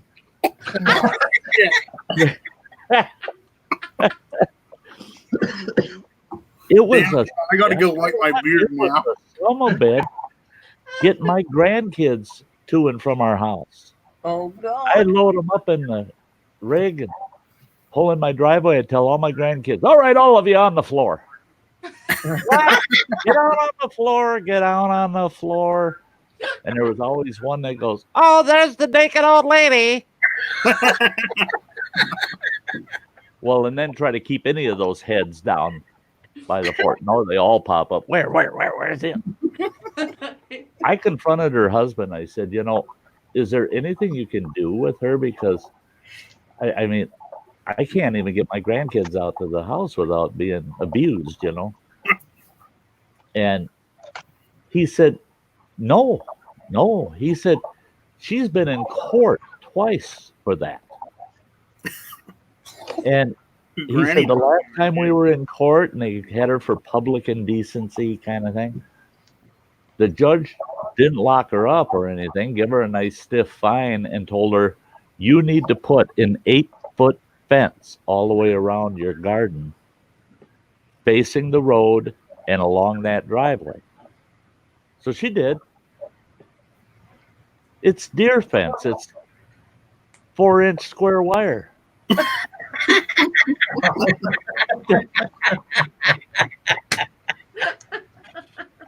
And I told him, I said, I don't think that's the kind of fence the judge meant. And he goes, well, no shit. He said, but try to tell her that, because she'll read the court order to you, and it doesn't say wooden fence, steel fence, what a concrete wall. It doesn't say none of that. It just says fence. So she abided by the order and put in an 8-foot fence all the way around her damn garden. And there she is, naked as a daybird with that big old straw hat on. I tell you what, yeah. If I did anything like that, I'd get shot at. Well, that's what I thought about myself too. I thought,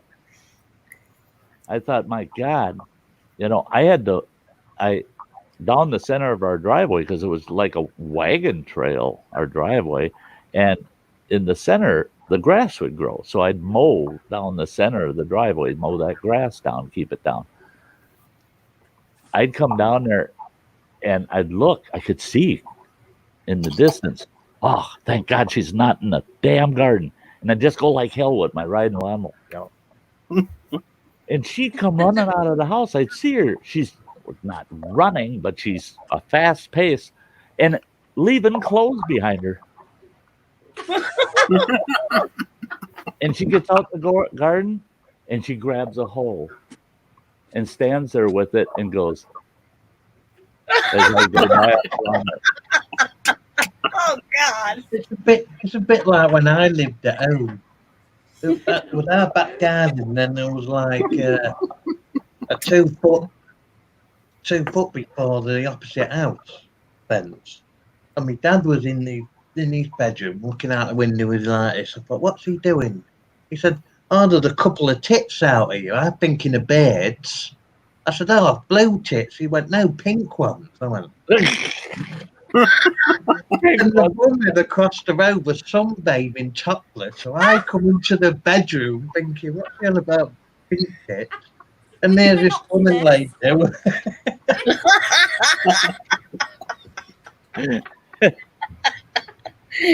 Oh God! Sty, look what metal music said. Yeah. God, those Hell. foods flapping in the breeze.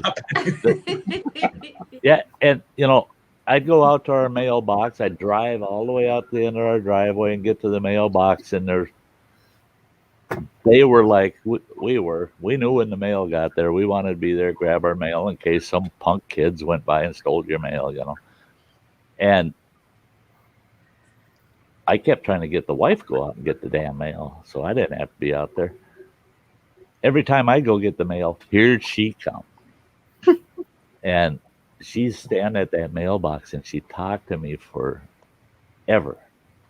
And I always tried to make excuses why I had to go and this and that. And she said, how many times do we have to invite you and your wife to come on over for a cookout or dinner or something? I said, I don't know. You haven't hit the mark yet. Just keep asking. Hell no, I'm not coming to your house. If you're doing that shit in the garden, what's going on in the house? I mean, no, I ain't going to your house. No. And then one day she asked my wife, she loved to pass the buck, asked her, why haven't you folks invited us over to your place? And my wife said, oh, that's the husband. He doesn't like company. He don't like company at the house. So no, I would love to ask you, but no, he wouldn't be good with it. And I told my ex-wife, I said, all you did was trigger her into showing shit off a little more to get me to finally invite them to the house. I said, cut it out. Don't say nothing to her. I mean, God almighty. There was one time I thought, oh my God, back up, woman. You're going to get your boobs caught in that fence. You get a pair of them over one of there's 4-inch squares. You get a pair of them stuck in that fence, and oh my God, You're gonna be there for a while. you're gonna be there for a while. No shit. And what if the old man turns the electric on? That'll be the first time them buggers has stood up in 15 years. I'd love the fire service to come out and try and free them. Yeah, here, let me give you a hand. Right. No shit about a 10-foot pole. Then burn the damn pole. Flip. Hell, you might need a spatula. Yeah. That's an occasion for this bugger. You know, this would be me saying I ain't showing up if her husband invited me to their house. I ain't coming. Oh.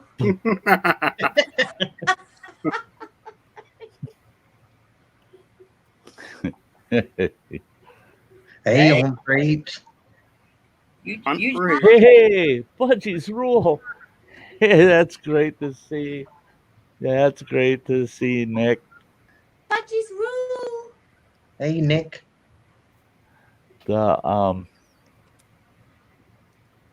we go. I'm watching. That's awesome of you. Thank you so much.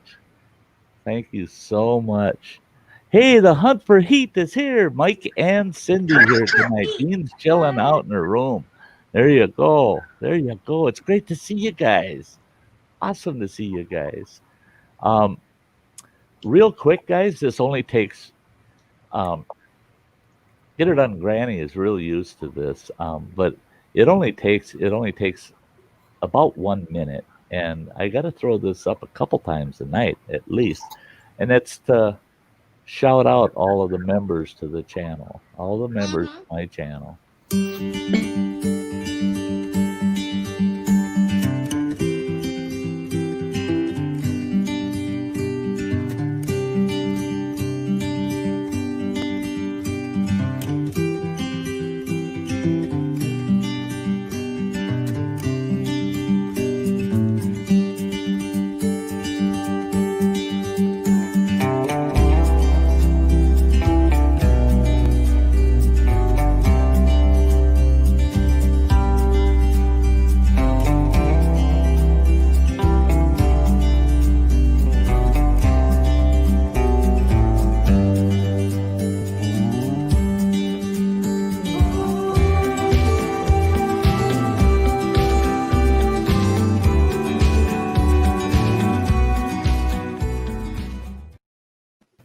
Well, thank you everybody for your patience. Those are a bunch of great people.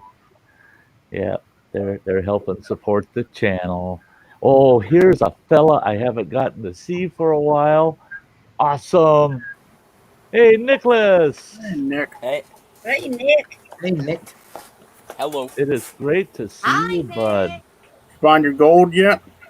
No, not yet. Hopefully I find it with Sty.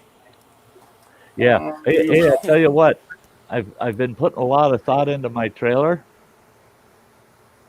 I think you'll feel downright comfy in that. I saw the Murphy. bed you got set in there. Yeah, you'll feel downright comfy in that Murphy bed, and I'll just set I'm gonna just set my Cabela's pod up next to the trailer and throw my cot in it and sleep out in that pod when we're traveling. Because I'm not afraid of the big bad bears. No, you And- can stay in. You can stay Oh in no! there, Oh no! I got this all figured out, man. In my trailer, if I tell you you're sleeping in Murphy bed, that's where you're Okay. sleeping, I'll sleep in the Murphy. and you're bed. gonna love it. You're gonna love it. It's an awesome mattress what's the too. Murphy- I laid on that sucker, and Murphy I bed? just. What's a Murphy bed? Mm-hmm. A Murphy bed folds up against the wall, out of the way, Okay. and then when Get you that, need it, yeah. you just drop it down into the room. Practical. Yep. Each And state my we go Murphy through, bed. we should get postcards and put them on the wall in there. Oh, hey, that's not a bad idea. I can think of a couple of spots where we can do that too. By the time I get the whole interior of that thing tricked out, our trip to Montana is going to be pretty comfortable. Oh man, Why is it called a Murphy bed? what's that? Why is it called a Murphy bed? I don't Is there a know. reason? I don't know. You used to see them in the Murphy old- probably figured that out. You used to see them sort of beds in the old American movies where it was in like a one bedroom and they used to fold up against the wall. And Yeah, and the really nice ones I used to stay in. I used to stay in hotel rooms that were conference rooms that had a Murphy bed, and I'd have clients in there. I'd have 20 people in there doing a big client event, and when the event's over and I kick all their asses out, I hit a button and a big king size bed just flops out of the wall. You know, everything's in the wall, and they build them so that you can't even tell. It just looks like a panel in the wall, and it holds out. And there's a big ass bed in there. this is why they're called Murphy beds. I've just put it in the chat. Well, it's interesting because I came from a Murphy bed because all my family are Irish and they're all Murphys, so I came from a Murphy bed, so to speak. So it's quite interesting. So to speak. Yeah. All of my whole family is Murphy. Somebody was getting something up more than the bed. That's why they're called Murphy beds. I put it in the chat. I looked it up. The bed is named after William Lawrence Murphy, 1876 to 1957, who applied for his first patents around 1900. Yeah. So it was a Murphy that made that bed, come up with the idea. Probably a relative. And it works great in my trailer. Speaking of Irish, do you guys know any Rafferties? I don't know any, but I've come across the name several times over the years. I don't know. I don't personally know any Rafferties. No. That's what my step grandpa is a Rafferty. His family came over here to America during the famine. That's a good Irish name. Rafferty. So you've got Irish in you as well. It's a step grandpa, but adopted. I'm like 20% Irish. Yeah. I am something like German, Russian. There's some other stuff in there too, but You know what? We're all probably all multicultural here. Mhm. We've got all sorts in us. Mine, I know it's English, Irish, Cherokee. Those That's are the so main weird. ones. Get a done, Granny. I had a feeling you had Cherokee in you, and I don't know why, but I had a feeling. Not me. Yeah. I'm Scottish, and God knows I don't know what. Did you say you have Cherokee? No, he did. Nicholas. Somebody, I had a feeling you did for some reason. Nope. Not at all. Nope. Ah, it's weird. But you've got Cherokee. I had a feeling Get Her Done Granny had some Cherokee for some reason. Nope. I'm second generation born in the States. That my people come from Scotland. Scotland. Yep. Okay. Yep, I don't have any. all of I us don't have any. What's going on? I don't have any Scotch. I don't have any Irish in me unless it came out of a bottle. Good one. So occasionally I'm Scotch. Sometimes I'm Irish. You know, it all depends on what they're serving up. Yeah. Well, actually, I'm just a mutt because I don't know what the other side is. Yeah, We my probably all are. I think we all are to some extent. Oh, there we go. I'm 100% English.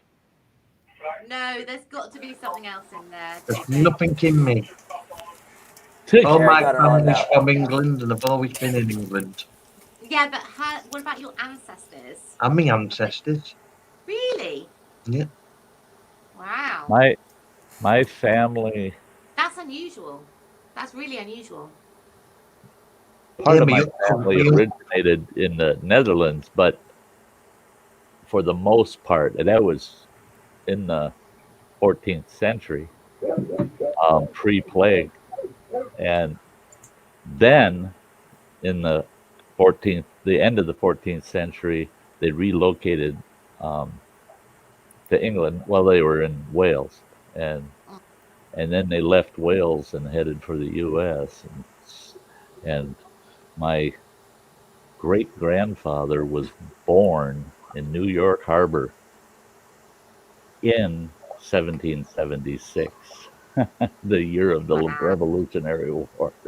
I mean, yeah. You've So gone right back with that. huh? You've gone right back. You've obviously got like. Cost me You've gone right $800 back. to get my lineage done up. Mm. The yeah, it started out real narrow. Both sides of the family started out real narrow, and then all of a sudden, the recipe got everybody was adding their own shit to it. You know? Yeah, my uncle did ours, but my way back ancestors was all spread out all over. But when it comes to me, I'm 100% English. With all the little parts disappearing, it went down the chain. Well, Until it that's got it. to Is me. people don't realize that. Yeah, your DNA might pick up some of those Yeah. little Yeah. trails, Yeah. but it's so bred out of you that Yeah. you narrow that back down again. To see, that's where I've got, and I don't claim it. I'm not a card carrier, but I've got Ojibwe Native American in me. Yeah. But we got in a big argument with the tribe, our family, and the Bureau of Indian Affairs wanted to give us our tribal cards, but the tribe itself said no. They said no. They said because he's the third generation. Well, us kids were third generation not recognized by the tribe. Even though we had the blood quantum to be tribal members, they would not accept us. So the Bureau of Indian Affairs said, doesn't matter what they want. We know what you are, so we'll give you cards. And we said, no, we don't want them. Because we didn't want any benefits that the tribe was getting. We didn't want their benefits. We didn't feel we needed their benefits, you know. Give those benefits to the tribal members that are there, and we don't need it. And so that part of our history is just diluting and diluting and diluting. And But there's not really any getting away from the Irish in me, really, is there? I can't really get away from the Celtic. yeah, I don't see. Not really. Pretty I keep obvious. people. They keep asking me, "What are you?" I said, "Old and fucking cranky." Good one. No. Are you German? Are you English? Are you? I said, all of the above, and still old and fucking cranky. So watch it. Quit asking me questions. Yeah. Yeah. The I've got a family member that she insists she's got our family down pat. Well, she went through about 10 different sources to come up with her family tree. Yeah. Holy Jesus, I found out that I'm French and that I'm not my name is wrong. And I said, now wait a minute, wait. The person that's supposed to be me in your family tree isn't my name. And she said, well, it is your name.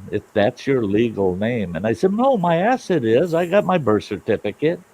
And she said, they must have made a mistake on your birth certificate. And I said, well, wait a minute. My mother and father gave them my name to put on that birth certificate. And they called me by that name all my life. And she goes, well, she said, Grandma and Grandpa probably didn't realize that that wasn't your name. I said, they're the ones that picked it. How can they not realize that that's the wrong name if they're the ones that picked it? And she said, well, no, they're mistaken because your real name is this name that I found. I said, the people mistaken are the fucking people that never knew any of us, and they're coming up with this shit. They can say whatever the fuck they want. They didn't grow up with me. They don't know who the hell we are. They're telling you BS. I mean, holy Christ. I said, there's all kinds of records that show who my dad was and who I was. There's no doubt. She goes, well, there's doubt now because this organization told me your name is supposed to be this. I said, they don't get to pick people's names. I said, Jesus. I said, so you just take your family tree and go plant that son of a bitch out in the Sahara Desert somewhere because it's dead on arrival anyway.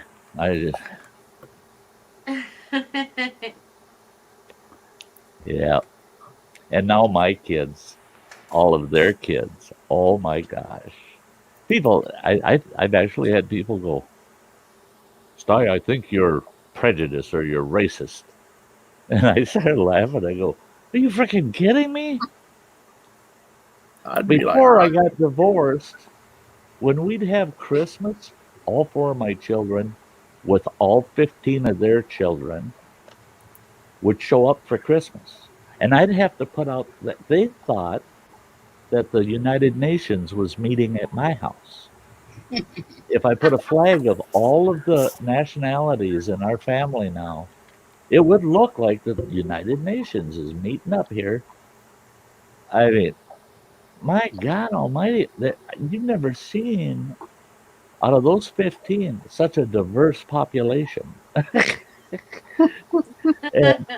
and they would come for holidays and cookouts and everything, and every one of those kids would say, no, Grandpa Sty is the least prejudiced or racial type person you'll ever meet. Because no, they're my grandkids. There's no color attached to them. They're my kids. They're my grandkids. And people just don't get it. They just don't get it, They don't. I've never understood that myself. I've never got that. I was talking about that earlier, and I just don't get it. I just don't get it. I don't get it. I give up trying. There's no point. There's no point. There's always going to be. I don't know. I just don't. Yeah, there's going to be there's going to be somebody. Yeah. That they have their own feelings, and I don't care. They can have them as long as they're not hurting anybody. That's it.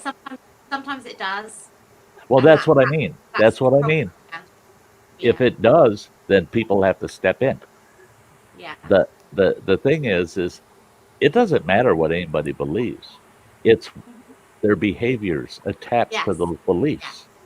Yeah. And there's only one rule in my life, and that's respect. Doggone it. People are going to respect each other in front of me. Yeah, absolutely. And it's plain and simple. And they go, well, what if the person didn't earn that respect? I said, did they not earn it by being disrespectful? Well, then I'm against that. It all comes right back down to respect. Are you going to respect somebody or not? It's a yes or no, plain and simple. And if you're going to just respect people, just respect. They're another human being. You don't think they hurt. You don't think they cry. You don't think they love. You don't think they care. Absolutely. Then you don't respect them because you're not looking at them saying, boy, if I was in their shoes, I wonder how it would feel. So that's it.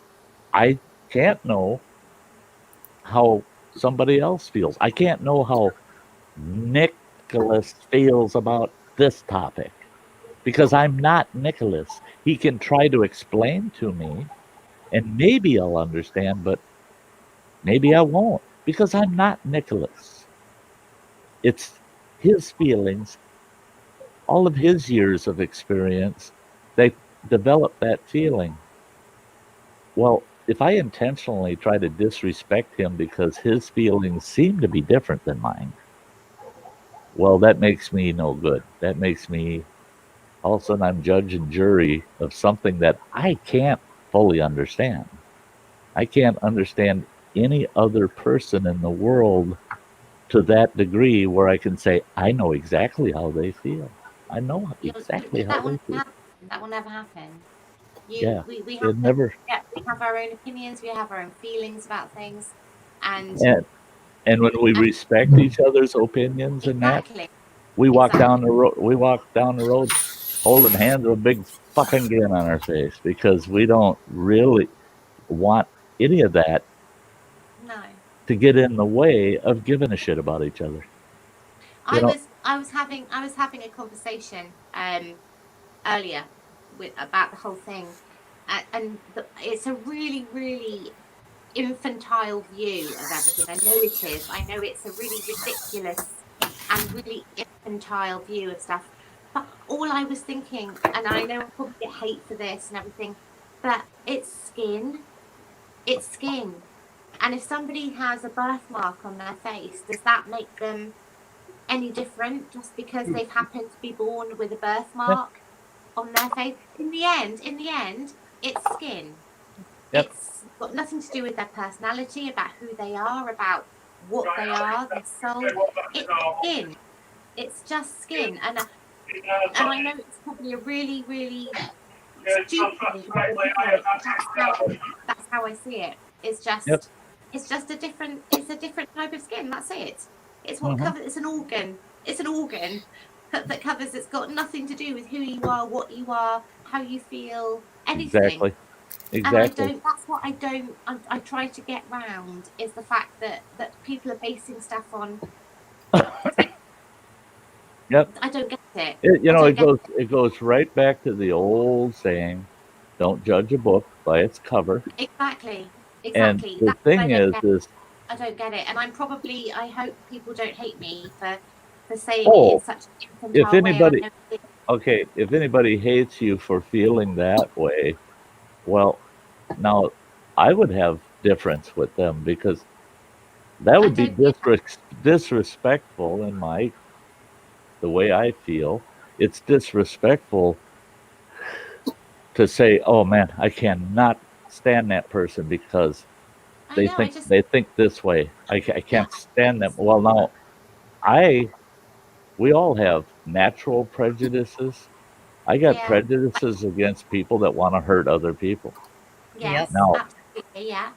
now, if I see these two guys hurting somebody and they got five of their buddies standing there watching them do it, guess what? All seven of them, I don't like them. Mm, I don't like them because they're setting that example of yeah, disrespect to somebody else. They're harming somebody else.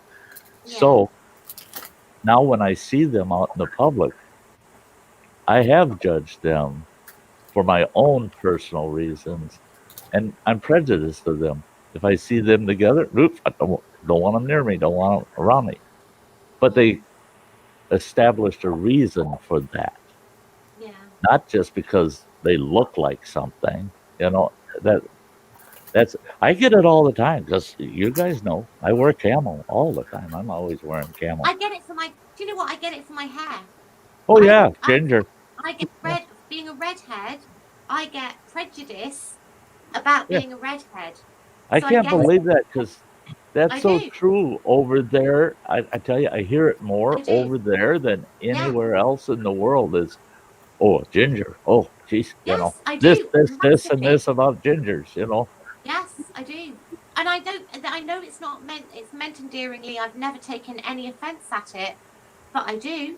I get called ginger. Oh, you're feisty, you're this. And there are so many things that are attached to me being a redhead Yeah. I get all. I mean, literally every day, I get something about being a redhead. Well, and the so thing is if you dyed your hair, somebody would say she's acting like a ginger. exactly. You know, there's always an asshole in the crowd. There's, You know, yeah, anything that somebody can do. So I get it. I do get it. But Same again, with- it's pigmentation. It's a pigment. There's nothing I can do about it. That's right. That's the same with me with having these. Yeah. Oh, yeah. Exactly. I mean, I've got a gal that lives in this building that I chat with quite often. You know, I knew her family quite well. I didn't know her till I moved here, but I knew her family quite well. And so her and I, we got a lot to talk about over the last 30 years. Things that, Blake. Hi, Blake. Just say hi to Blake. Sorry. but she's now getting her hearing aids, and she's been putting it off for about 4 years, she said. And it got to the point where, yeah, you almost had to yell for her to hear you or understand. And she had to look you right in the face when you're talking to be able to really understand and get context from body language and blah, blah, blah. Well, she's got those brand new hearing aids. And I said, why haven't you got them in? She said, because people point them out all the time. She said, I tried wearing them for about a week, and I hadn't seen her with them. And she said, people are always going, oh, I didn't know you were deaf, and blah, blah, blah. She says, it's nothing but comment after comment after comment because I'm wearing hearing aids. And I told her, I said, guess what? You got to do what I do every single morning. The pill is kind of large. It's a big pill, and it's hard to swallow. But you got to take that great big dose of I don't give a fuck every morning and go into the world saying, you know what? I don't give a fuck what you think when you look at me. I don't give a fuck what you say about me. I don't, because if I'm happy with myself and my world, you're just an outsider. You don't know what you're missing out. You don't know who I am. And that's why I said, don't judge a book by its cover. And don't judge the book until you've gotten all the way to the end and then looked at all the footnotes. Don't ever judge a book because you haven't read that whole book and you haven't gone in deep enough to even look at the footnotes. So we can't do that in everybody's lives. We can't really get that deep into their lives. So we always have to say we could be mistaking somebody just out of ignorance because we're not allowing their book to be fully read before we make a decision about them. And that's why I love storytelling. And that's why I like other people discussing their experiences because that's their book. They're reading out of their book to me when they tell me a story about themselves. Yep. Take Hey, the new hound. book. Don't look at the ending There's chapter. two things I run on. I literally I run on respect and then karma. That's all I run on. Oh, hey, karma is some real shit. I tell you what. What goes around will come around. Absolutely, totally. Happened to me years ago, Good night, Freeman James. Karma came my way once. There was this lad from the age of 5 all the way till I was 16. He picked on me for being deaf. And this karma here smacked him around the head with a skateboard. Is he deaf now? But it took what, 15 years for me to stand up to myself in the end to do something about it. Well, you know, it's crazy because there was Karma is a real thing. Karma is definitely a real thing. It's if you're religious or not, it's gonna happen. Absolutely. If you throw something, you'll get it back. It really is just the nature of things that you reap what you sow. You reap what you sow, and some things just take longer to come to maturity for you to all of a sudden realize, oh shit, I got to reap what I sowed. But they do. They do. They do. I got a quick example. There was this fella when I was in high school, and everybody stayed clear of this guy. He was the meanest character you ever seen, and oh, he thought he was Satan incarnate, you know. I mean, and he was freaky. He was freaky, and he was mean and nasty. And when I got out of high school, I didn't see him again for about 4 years. I never saw him, and just happened one night. I was parked in this parking lot. A few of us guys, we had hot rods. We were kind of tearing up the town, and we met up in this parking lot. And I seen this. It looked like a hippie bus pull in, and then all of a sudden they're setting up tables, and they're feeding all the kids, all the delinquents that are hanging out on the street. You know, they had snacks for everybody and stuff. And here it's a mission kind of thing, right? Church-related mission kind of thing. And I'm walking past it, and all of a sudden this guy steps out onto the sidewalk, and he goes, "Excuse me, could I talk to you for a minute?" I turn and look at him, and it's that son of a bitch. I mean, that's that kid from high school. Why ain't he dead? You know, I thought somebody would have taken him out by now. Here, he's a ordained pastor, and he's running this youth mission thing. And his eyes got so damn big when he saw him, and he backed up and he goes, "Oh, Sty," he says, please don't. And I go, "Don't what?" And he goes, "I know you're going to pound the hell out of him. Just don't, please don't. I'd rather you did." That son of a bitch never been scared of nobody when I knew him, ever. And he goes, "You're here to make the tables clean, aren't you? You're here to balance the scale." And I go, "I'm here because I'm walking down to the Dairy Queen to get an ice cream cone." I said, "I don't know what balance you're talking about." And he says, "Well, for all of the crap I did all the way through school, how nasty I was to everybody." And he says, "I have learned how to get beat up." He says, "I get beat up occasionally nowadays." He says, "because there's still guys that haven't gotten even yet." And I said, "Oh shit, what goes around has come around, huh?" And he goes, "Uh-huh." He says, "And I'm doing my best." And he kept holding his hands up. He says, "I'm doing my best to never, ever hurt anybody ever again."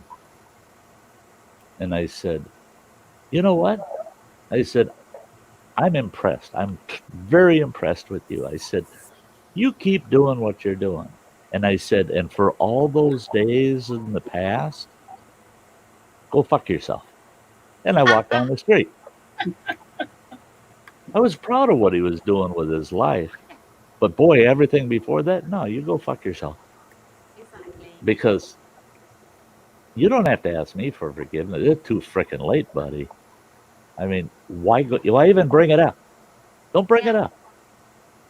You're proving to me that you're not that person anymore. I'm cool with it. I am cool with that because you're proving it to me. Don't say nothing. Don't bring up that shit in the past, because that's what brings anger out again. Yeah. Makes me think back, when you pissed in my gym shoes and yeah. So he learned that he was getting all of his medicine back. And until all of that was used up, his life was going to be pretty tough, and he was going to have to really stand his ground and try to be good through it all and make up. And he did. He did. He ended up with a really nice wife and 3 little kids, and successful, and yeah. So good for him. Good for him. But boy, before he did that, all of us wanted to burn him at the stake. You either run Can I hard at just the say- beginning or run hard at the end. Yeah. Can I just say Sherry's in the house? Hi, Sherry. Yeah. McMillan. Hi, Sherry McMillan. Sherry's in the house. Sherry's in the house. Nice. Lovely. I just wanted to make sure that she was acknowledged because I love her. Absolutely. Yeah. So, Dennis, I don't want to hear about you going out paddling. No. If you're getting out and enjoying it, buddy, all the power to you. Yeah, he was lucky he got to go on a solo. And yeah, anyway, Sty, yes, sir. before I forget, can I talk about like something you'd hunt with just for a second? Well, of course not. No, yes, of course you can. Alright. Well, it's official. They're sending me an AR-7 and a traditional 22 lever action. It'll be there in like 2 Seriously? days. Yeah. Oh, you're gonna have a blast, man. I took my I didn't video it, but because anymore you video anything with a gun in it, yeah, you're kind of screwed. I don't know what that is. The AR-7 he's talking about is a little survival rifle. It's a gun. It's a gun, yeah, and it breaks down and it's all self-contained and it's for survival. You can stick it in a backpack. Okay. And I've got one of those, and they're fun to shoot, and I mean they're a good little gun, and I just love it. I just love mine. I took mine out the other day and shot mine for the first time in about 8 months, and yeah, I wasted a bunch of ammunition shooting at pop cans all day. Hey, running water. Peeking between two mountains. Scared the shit out of me, Sty. I thought I got caught. Thought you got caught? I'm sitting here munching the whole damn time. Nothing wrong with that. No, I cannot. Charles is saying, did I miss the special guest? Are you talking about Lisa? What? Oh, the special guest was Alexander. He was It's not updating. me. He was updating. No, I've never been a special guest anywhere. Lisa is, Yes. yeah, she's almost beyond special. I mean, Oh, no, I'm I don't not. get to That's see her often enough. She I looks don't like get a to piece see of her jewelry often. on display right now with the cloth behind and the lights. Who said that? Who just said that? Was that Nicholas? Well, it's like you're on a game show. It's like all sparkly and everything. That's very sweet. That's sweet. Well, I said earlier, it looks like a disco club, you know. Either way. Yeah, and you know, those gingers can really dance it up. And you know, I was thinking about that. What color are your eyes, Lisa? Green. Well, Or green. green. See, They mine, said mine blue and are green. old green. Why? No, they said blue and green, and if you have, red hair, it's like pretty rare. So. Yes, it is. Mhm. I mean, it just makes you unique when you have something different. It's not something to laugh at. Oh, you are lovely. Oh, he's a good kid. Isn't he? I still No, call I'm him not. a kid. You're not a Yes, kid you anymore. are, actually. You're lovely. Hey. That's so sweet. Nicholas. That's very sweet. Yeah, I'm wearing mine too, man. Yeah. My friend was like, "Is that a piece of beef jerky on there?" Because I have the whalebone one. I was like, "No, it's whalebone. Don't chew on it." It's sharp. It's sharp too." I was gonna start flint napping. Brave enough. Yeah. I'm gonna start flint napping though. Yeah, running water's rolling through Wyoming. He's rolling. Why didn't he drive down there instead of rolling down there?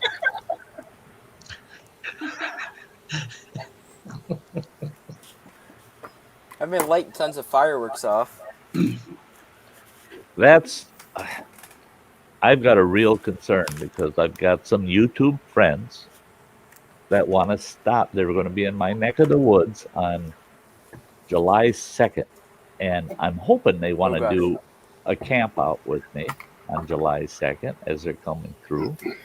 We'll go out to the campground, get us a nice campsite. And the thing is, what I'd really like to do, and I'm not sure if I can, boy, it's going to be pushing it.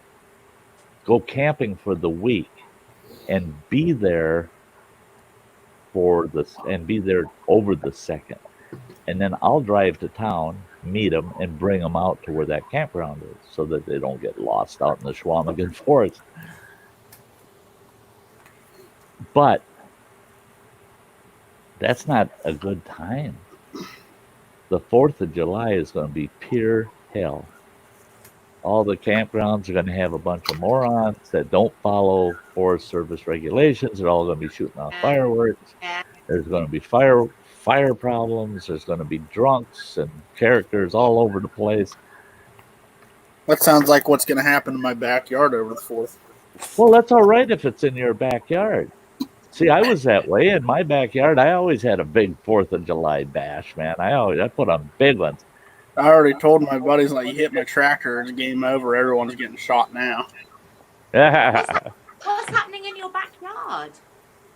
A party for the 4th of July. What, like a big party? Yeah. Oh, yeah. So why do I not know about this? Why don't I know about this? Well, it's not like you're just down the block. Across the pond, as they say. See, what you didn't know about Lisa, she's got her own private jet. Yeah. She told me, don't be shocked. She said, someday, I'm going to tell you, I'm showing up. Well, she don't want to show up here. My tiny little private jet, my tiny little place. You just mentioned it. I know I did.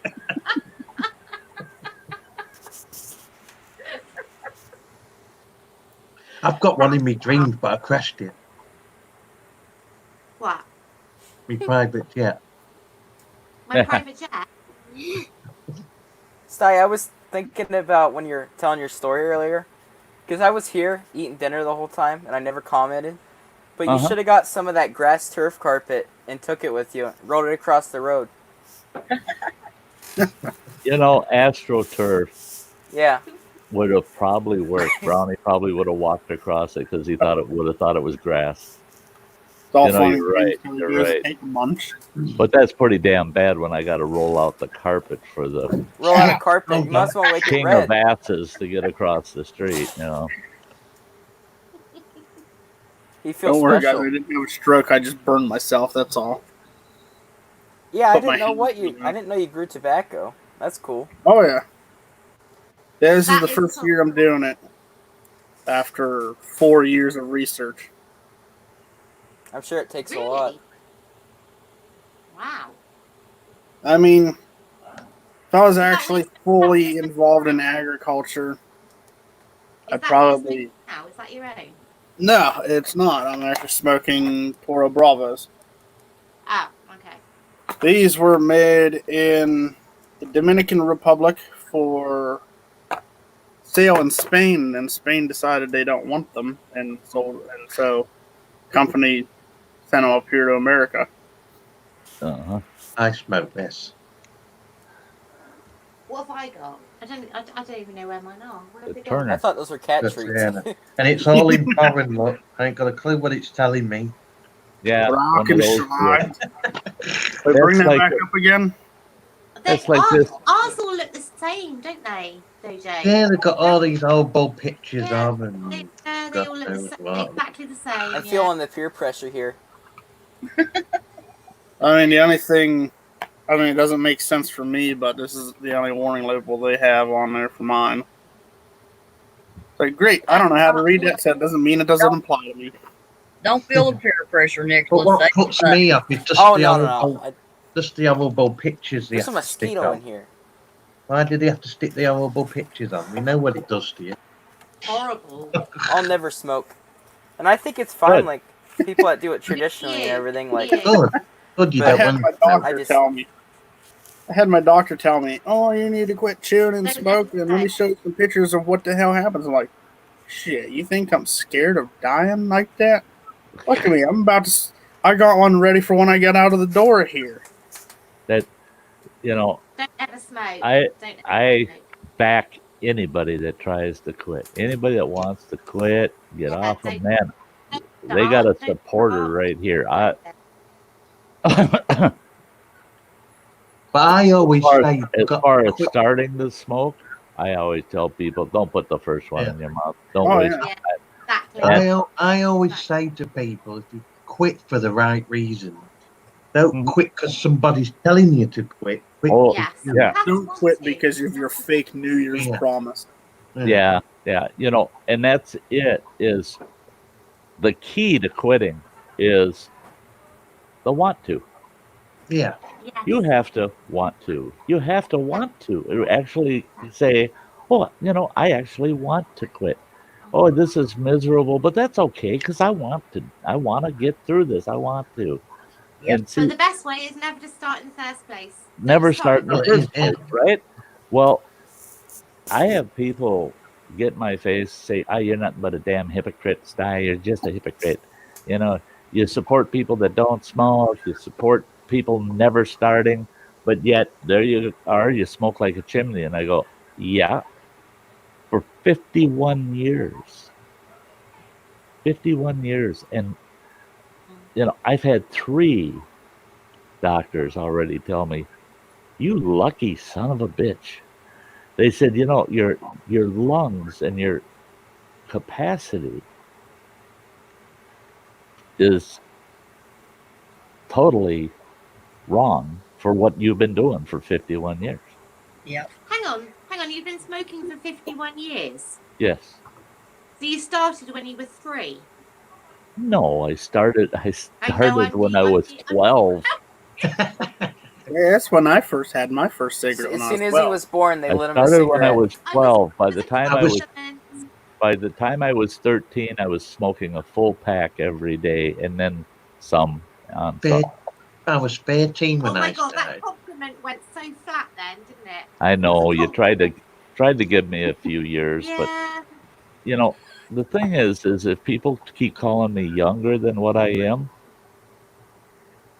when I croak, then what are they going to say? "Oh, he was so young when he died." That must have been all that smoking. They'll be like, "Oh, he He had a good started run." when he was 3. You know, But it's But did do you know what's weird? It's weird because you say you've been smoking all that time, but normally when people have been smoking a long time, they have that like that tobacco voice. They have that, but you don't.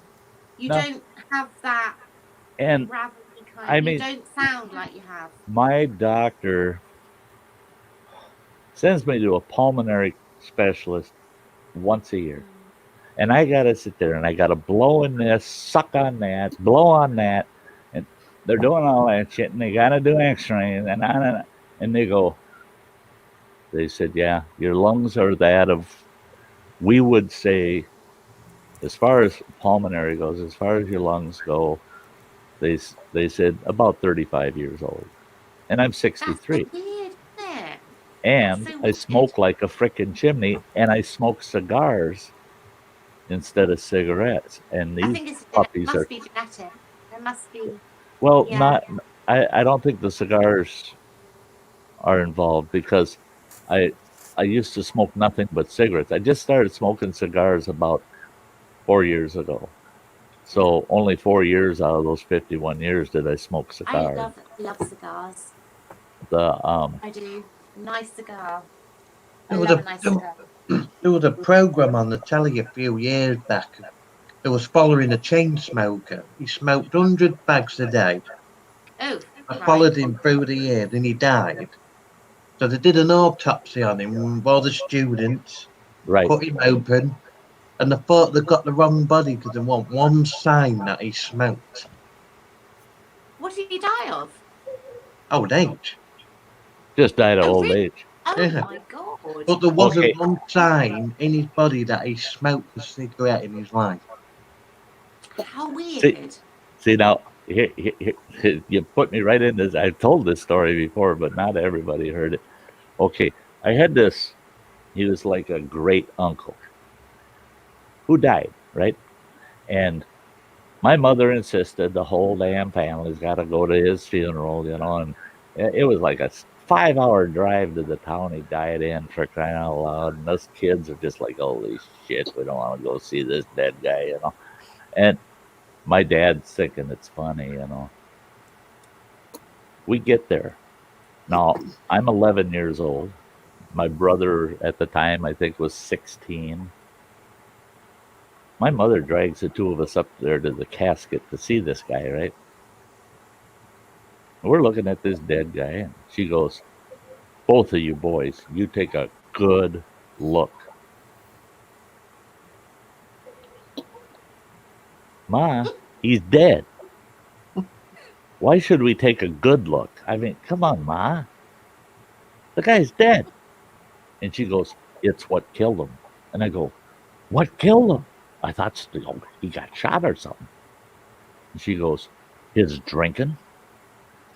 I've been telling him for years that his drinking was going to kill him. And sure enough, it finally happened. There he is. That's what happens to you if you over imbibe. You cannot be drinking like that. Look at him. Ruined his whole life. He died because of his drinking.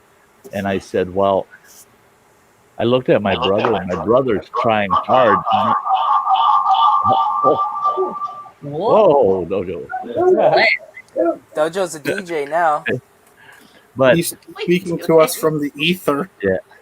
So I look at my brother. And I whisper to him. I said, now what? What do we say? And he goes, I ain't saying nothing. Mom will slap your mouth in the next Tuesday. I said, well, she's asking. And he goes, it's up to you, man. And she says to me, she goes, now, do you understand what killed him? And I go, yeah, I do, Mom. I do understand what killed him. And she goes, and that was, I said, old age. And she goes, what do you mean? He was a drunk. He was a stinking drunk, and that's why he died. I said, Ma, he's 87 years old. And you said he drank his whole life. I said, we've been to funerals of family members that are in their 60s and 70s that never drank a day of their lives. They died 10, 15 years earlier than he did. I said, I don't think he died from drinking. Look at him. I said, he's ancient. He's old. He died of old age. I said, I just don't believe it was the booze. And my brother, he's the one that got our lips slapped into the next week because my brother had to go and say, no, I think Mom's probably right. The drinking killed him. How is it blue sky, Dojo, where you are? How is it blue sky? I get it. You've got blue sky. How is that even possible? It's blue. It's getting daylight coming up. How is it daylight? What time is it where you are, Luke? Those are all 10 to 4 in the morning. How is it? It's not daylight here. That's No, it's still dark. you guys live on the coast, right on the north We're in coast. the same country. I know, but I'm at the other end of the country, where it gets like faced. I'm really confused. Hey. Oh, nice. He's in a different time zone. No, we're not. We're the same time zone. Really? Yeah. No, still 10 to 3 in the morning. Well, 10 to 4, actually. Yeah, it can't. How is it? How is this? What? Oh no, there's something weird Look, going on. it's light here, look. It's light over there, but if I turn my camera around, He's time It's traveling. dark. it's darker See how over dark it there. is over there? See, Something's Darker going over on there. here. Because it gets light here. The sun comes up here. From the time it Yeah. gets wherever. That's here now. That is dark. Look, it's dark. yeah, it's dark. Someone's just got a bright flashlight. He's got so many. That's He's got so many street lights and spotlights out there. It's just a whole new different. Yeah, I'm just illuminating the sky up. Yeah. Boy, that That's power freaky plant's now. putting out the juice. That's Maybe it'll freaky. scare away the Anglo-Saxons. Yeah, because I think it's because the sun sets here at this end of. Like I just said, it's darker over there than it is over there. It's light there. It's dark here. We are literally 4 hours drive between each other. How is that even possible? That's not right. Not right. She's jealous. Somebody call Nostradamus. Yeah. He'll tell us. Yep. What's the meaning of this? What's going on? We're in the same I'm so sorry, city. but there's bloody blue sky there. How is that? Look at it. It's blue sky. Look at that bloody blue sky. I'm sorry. Oh, don't be sorry. There's no bloody reason for you to be sorry.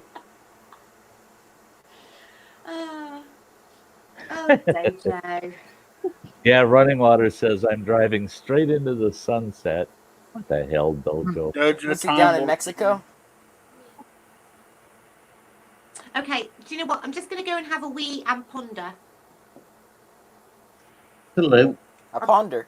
I need to ponder on the blue sky and have a wee. I'll be back in a sec. You can do that. I'll be 2 secs. You go wee all the way home. Wee wee, wee wee wee. I'm hooked on this ginseng tea. Oh yeah, that's good. So good. There That's is good. sugar in it though. Yeah. I stopped pop, but there's a little bit of sugar in this. My But it's just it's got I half, didn't. it's got half the sugar that a can of soda's got in it. And my youngest boy, he buys it by the couple 12 packs at a time. I'm Yeah, going he drinks ginseng that hunting tea this all the time. September. See if Oh, I where can you get going for some. that? What is it? You going down to West Virginia for it? No, there's some up around here. I'm in a Northwest PA ginseng group, and they keep posting all the pictures of their ginseng. So there's this like a perfect spot. So if there is, it'll be on this one south-facing hill, and I'm gonna look for it in September. Hopefully, I find some. But I'm Yeah. gonna help you out. There's a place where I used to go. I don't go there no more. That's the only reason why I'm telling you that. You're not too far from me. I'm down below you County, I think. And you're familiar with Tionesta? yeah, Tionesta, yeah. Okay, so you go into the Maybe you should text this so no one goes and takes all you're saying. that's not my saying anymore. Oh man, it's like 600 people there. Hey, just- Mike Scroll. Good to see you, Mike. What, Wait. like Tionesta? Yeah, by Tionesta, you go in up by the church, and then you go into the national forest. I'll be right back, guys. Now we can all talk about Sty. Actually, Yeah, if you text me directions on that, like exactly, I'll definitely go. And you have GPS. I can send you coordinates. yeah, just text me on That'd Facebook. be more accurate. Yeah, and I'm not gonna, I'll only take older plants, and I wouldn't take much. So I don't if care. you Like I ever said, it's figured not to go mine. back, What I used to do was I'd buy seeds, native American ginseng seeds, and for everyone I'd take, I'd pop 3 of them in the ground. Because I knew I probably wasn't the only one who thought they had a spot. I mean, who knows? I never crossed paths with anybody up there, but I had another spot over towards Kennerdale, I don't know. I'm not familiar there. Hey. Franklin. Oh yeah, by Franklin. Okay. I was in Franklin a couple weeks ago, and I noticed the mountains there seemed like they'd be nice. There's a real good place to eat there in Franklin. It's a pretty I'm town. not sure if it's still there, but there used to be a Bonanza restaurant there that I love to go to. I don't know. I went through Franklin, and you're familiar with the tunnels that are up there, and then the foundry back in the woods? There's tunnels right in Franklin. Yeah, I think so. I was just there. That's the only place I went to, but yeah, if you give me coordinates or something, I'll do a whole series on it. Let me see. Cool. Let me see if I can get a map image for you too. Oh wait, my phone's probably dead. Never mind, I can't do that. How long ago did you plant seeds? Oh, it's been like 12 years now. Oh, so they're probably 10-year-old plants then. Yeah. Alright, let's see here. Get out of my town.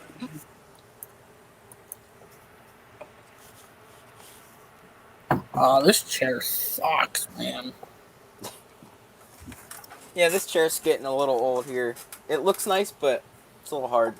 One of these days, I'm going to be out here on one of these streams, and you guys are just going to see me go, whoop. There he goes. You be like Freeman James in the comments. We gone. Yeah, we gone. Actually, my chair does that. It starts going down real slow. It's getting shorter. I'll have to get up and fix the chair because it just... This one does the same. That's why you see me fidgeting sometimes going, yeah. Trying to get the chair back up. Yeah. This chair's about 20 years old. It's a wonder the hydraulics even work in it. Yeah, I was on one live stream talking away and all of a sudden I'm going, yeah, I've done that too. Come on now, give me them coordinates. That's hilarious. Yeah, if you just send it through Facebook, I'll copy everything down, write it down, so I don't lose it. I'll be driving within the next month on my own, so. Yeah, if I ever get my big building cleared out, I'm going to get me a lounge chair and use that. What's that? What? What's going on with Sty? He's gone to the loo, I think. He's doing something. I know he's listening, though, so be careful. There he is. There he is, look. Stop talking about it. I had to get another cup of coffee, Lisa. Don't worry, I didn't go anywhere. No, wait. What's that you're sitting on? Is that a frog? I went ahead and sent you them coordinates, Nick. Alright, awesome. This is my I could look it up on the GPS I'm not too, going to leave. Hey, Lisa. Yes? Did I ever send you your stickers? No. Okay, I got to look and make sure I've got your address. I had a file that got corrupted that had all of my addresses for all of my members, and I'm trying to fix it. So I'm trying to figure out who I did and didn't send. Have you got a pen? I'll give it to you now. I thought you sent me some stickers, Sty, but I never did get them. You never did. No. If you have a pen, I can do it now. No, I'll message you if I can't find your address. I can do it now. I'm putting you in. Have you got a pen? I'm getting you and Granny on my list here. 15. No. No, Lisa. No. Don't do that on here. No. People can take that and they can find their way back to you. Nobody would care. Oh, they will. They will. Yes, Yeah, they can. people are crazy out here, Lisa. Yes, they can. Yes. They're crazy. Don't never do that. Crazy or creepy. I could put you onto several people that if you were to talk to them privately, they'd say, "Are you fucking crazy? No, never give out your address." Nobody's going to care about where I live, are they? Yeah. Surprised, Lisa. Yeah. And what a lot of times happens is they'll do SWATs or other things where they contact. Not on me. Really? What? There's no reason. They Why will. would they do that? There's no reason on anybody that it's done There's no to. reason on anybody. That there's people that are so benign on YouTube that I've seen where they've been swatted 3, 4, 5 times, and they're so benign. There's no reason why anybody would swat them. Like Here's a good example. If you remember him, Travis with Yeah. Oh, was it Great Lakes? Yeah, he's got the his Great Lakes Discover. Is it no? Something like that. Discover the Great Lakes or something like that. But I had him on the panel. That's all. I was there that night. Yeah. He was just on the panel, and he was a nobody. He had at that time he had less than 40 subscribers. He was a brand new channel. All he did was come on my panel. And I had a troll that I kind of dealt with a couple streams prior to that. And he quit coming over in my chats. You wouldn't see him anymore, that troll. That son of a bitch had Travis swatted. I don't think we get swatted in this country, though. We do. I don't think we do. Do we? Yes. Oh, there's examples all over YouTube of UKers having the police show up at their home. And you never know. There was a gamer in this country who was playing a live game on YouTube, and they came over and shot him. And you never know. Yeah. And he never did a thing. You could have a stalker that you're not aware of, honey. Right. Oh, I nobody would want to stalk me. Lisa, Yeah. don't underestimate. Trust me, darling. Don't underestimate. Yep. It's Okay, like I well, that's said, fine. I understand now. I understand, but I didn't for one second think that it would make any. Yeah, I think. Yeah, you're probably right. You're probably right. It's just something better. Not, maybe they wouldn't, but I mean, and you never know. And there is one other issue that does go with that, and if you look deep into it, and there's stuff on YouTube about it, but there's other things on the web that cover. I was on Gil Skills. I was on Gil Skills live. Oh yeah, one day. he was swatted 5 times. Yeah, 5 times. Gil Skills. Gil Skills. I don't Bob. know who that is. Yeah. Is that UK? No, he's in the U.S. But folks in Canada are getting swatted. I mean, it's happening all over the It's just free world. people that But are in the what I rooms was and trying they to get to is off of a person's address, they can track down who that person is by name. Then once they have the name, there's paid services you can actually get the details on that individual. Enough so that they can actually hack your bank accounts, your credit card accounts. They can ID theft you. All they had to do is get your actual address. And so see, that's why for me, I've put my address up publicly in the chat, because the address that I give out is a post office box, and I had to give them this disclaimer thing that they cannot attach me as a person to that box. So there's no physical address attached to that box. How do I give you my address then? Probably just Facebook. Put it in the chat? I think I already have it. I'm just kidding. I'm not going to put it in the chat. I think I already have it, girl.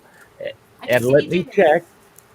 Let me check. And if I already have it, I'll message you and say, got it. I got your address. If not, I'll message you and say, Lisa, I need it. And you can send it to me on Messenger privately. I can do that, yeah. Yeah. Anyway, I'm going to drop off. Jojo! Oh, you drop out, you. I've got to go for my last walk round, open the gates, and then get ready. I have not seen you in so long, Jojo. It's been great having you back. I've been here 3 hours. Yeah, It has been really good to see you. Dojo has to do the shuffle. He's out of here. Right, thanks for having me up again. Absolutely, It's like, do buddy. you know what? It's I like old missed you, times, man. Dojo. I try to keep It's like old track of you. When's the next one? Thursday, isn't it? Hey, Lisa, hold up 1 second. Hello? Hello? He said, Lisa, 1 second. Right, I'll catch you all soon. Yeah. Bye, Yeah. Dojo. Good day. Thanks, buddy. Lots of love. Anytime, man. Anytime. Take Our care, water sweet. pump kicked on. Sorry. Oh, is No, that but, what it was? Yeah, no. Look behind you, Lisa. Look out your window. Look out of my window. Look out your window. There's Are blue. you there? There's It's blue. blue. It's blue. Oh, I thought you were going to be standing outside. No. I just. There's somebody outside your window. That only happens to That only Nicholas. happens, yeah, to That Nicholas. was quick. That was a quick doxing. I'm just right there. No, that hand comes through your window. Did you see Oh, that? Sty. Somebody reached in his window one night when we was on live stream with them. Hey, I found out it was Georgiana, my you friend. snuck in. Hi. I got a wolf trap. Oh, there you my go. Oh, God. that's an illegal bugger there. Oh yeah, Well, it's it's not legal. illegal to own. It's just illegal to use. So what It's does got that go back? teeth and it jumps. It's a jump trap. It's a jump that trap, and rabbit it's Is that and a it's foot got thing teeth. or a- It's a wolf That's- trap, vintage, but it's very supposed to be illegal. it's supposed But to yeah, be but a what does leg it- what hold, does it- but What does Holds it their trap? foot. Okay. they don't allow traps with teeth anymore. No. They have to 'Cause be those are true cruel. leg holds. They have to be true leg holds where they're smooth, and all they're doing is putting pressure on the leg. They're not cutting into the animal. And Yeah, a lot of people try. You know, their argument is they're bad for them because there's teeth on them. They always show in the cartoons there's teeth, and yeah, but now that's very illegal. That does Yeah. hurt the animals, the teeth. But they stopped that. Ruins the hides too. yeah. Yeah, it's just especially So- the bear so- traps. Well, see, and the thing is tooth traps like that really originate in our continent, in our world, because they were using them to eliminate the wolf population. They could That's care what I'm less gonna ask. about the What would that hide be? What would that be used being for? in any kind of condition because they got paid a bounty on the hide. They didn't get a hide price, they got a bounty price on it. And bears, they didn't care if they tore up a bear's leg when they skinned them out. They cut the paws off anyway, fur and all. and- So that would take a long time for the wolf to die, right? Oh yeah, It'd have to starve, it would have to Yeah. but it would starve still to be death. in pain from the Very much. the teeth on it. Hey, thank you, Teresa Laguerra. Oh, good to see Hi, you, girl. Teresa. Big Oh, hugs, is big that hugs. Teresa? Hi, Teresa. There she goes. She's using those emojis. It's great to see you using Aw. the emojis, and I love it. Sty with a tent and a campfire. Oh, you betcha, girl. That's gonna be tough. I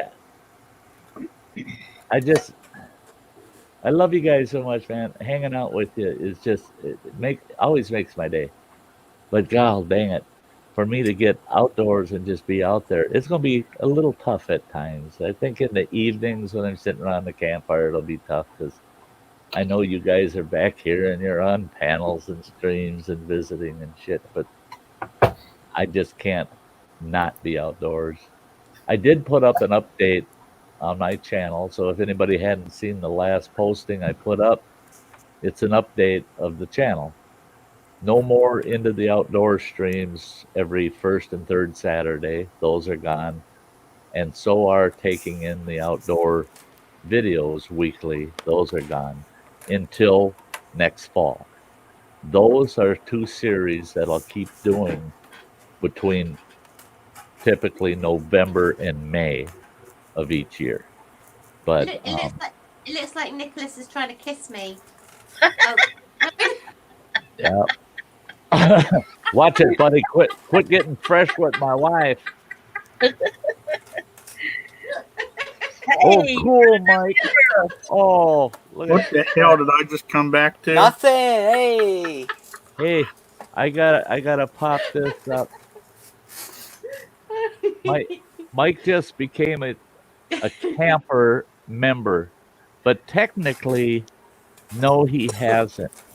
He's still a camper member. The YouTube's weird, and how you pay for memberships and stuff, and it's cumbersome and stuff. And what I do is if somebody, because I keep a separate record. Now YouTube's going to say he's only been a member as a camper for 1 day. When I look at it tomorrow, it'll say he's been a member for a day. But he was a member all last month. And he just paid for the membership now, so it's looking at him as being a new member.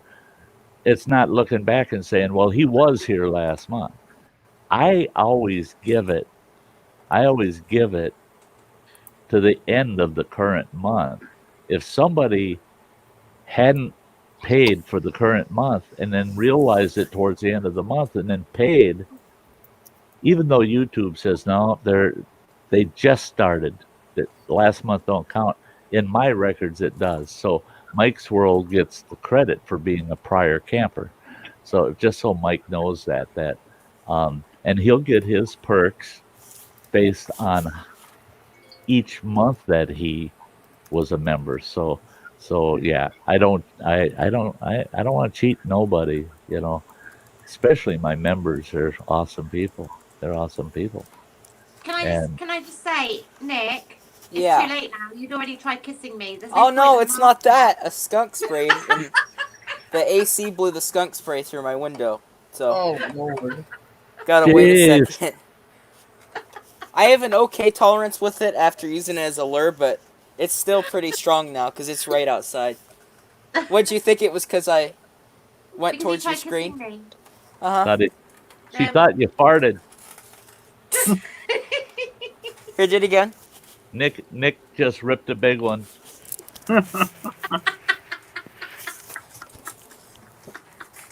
Don't be smooching with that skunky character. See if I snuggle up with you now. It's not as bad. Crying out loud. Lisa, you're going to smell a skunk. Oh, that's not nice. Sty, what No, happens? but it's him. You're getting so close to him, you're going to smell of that skunk. He doesn't smell of skunk. Oh, gonna set this trap. if he's smelling skunk, he's going to be smelling of skunk. I you know what? I don't actually know what skunk smells like, to be fair. Really? Horrible. It's okay. Yeah. You're not missing nothing. If it's from a long distance so that it's softened out a little bit, the smell of skunk actually isn't terrible. They spray, don't they? It doesn't bother me, Spray. but if it's close, it's real acidic and it's just it's I've bad. walked on grass where, like, we had a skunk in a trap and it sprayed, and the grass holds the spray on it. You walk through and it's on your boots. But I've had the lure in a bottle, like it's 100% extract, and you put the lid on and shake it and it leaks. It's all over all your stuff. You have to boil everything.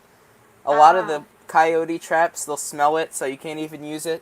They like the smell of it, but they'll know where the trap is. Yep. You should have seen what I did the first time I used skunk. Yeah. I took the vial and I cut a bunch of cloth strips and tied a string to them and tied them around. Tied them around my ankles, and I poured that shit on them strips and then went trekking off to my deer stand, right? Well, it worked fine until I climbed the deer stand and got up on the platform. Oh. Well, every one of those strips is hitting every rung of that ladder. Oh, your hands. God. When I was done hunting, I turned around, climbed down that ladder, and I'm grabbing every one of those rungs, and all of a sudden I realized, oh my God, I reek of skunk. and it Okay, took so forever to talk- get that skunk off of me. So talking to somebody that has never smelt skunk, has no idea, can you just kind of describe what it is like? Is there a like a smell heavy, it's like? It's Heavy, like half rotten garlic. it's a heavy, thick It's skank smell. Like it's like what? a It's so bad it made me nauseous one time when our dogs got into a Really? skunk. It's real thick and heavy smelling. It's just you can't. I tell you describe what, That's not it is fine. so Is there, like- nasty smelling. It is so nasty smelling that you could pick up a pile of dog shit and smell it, and it would smell like a cupcake.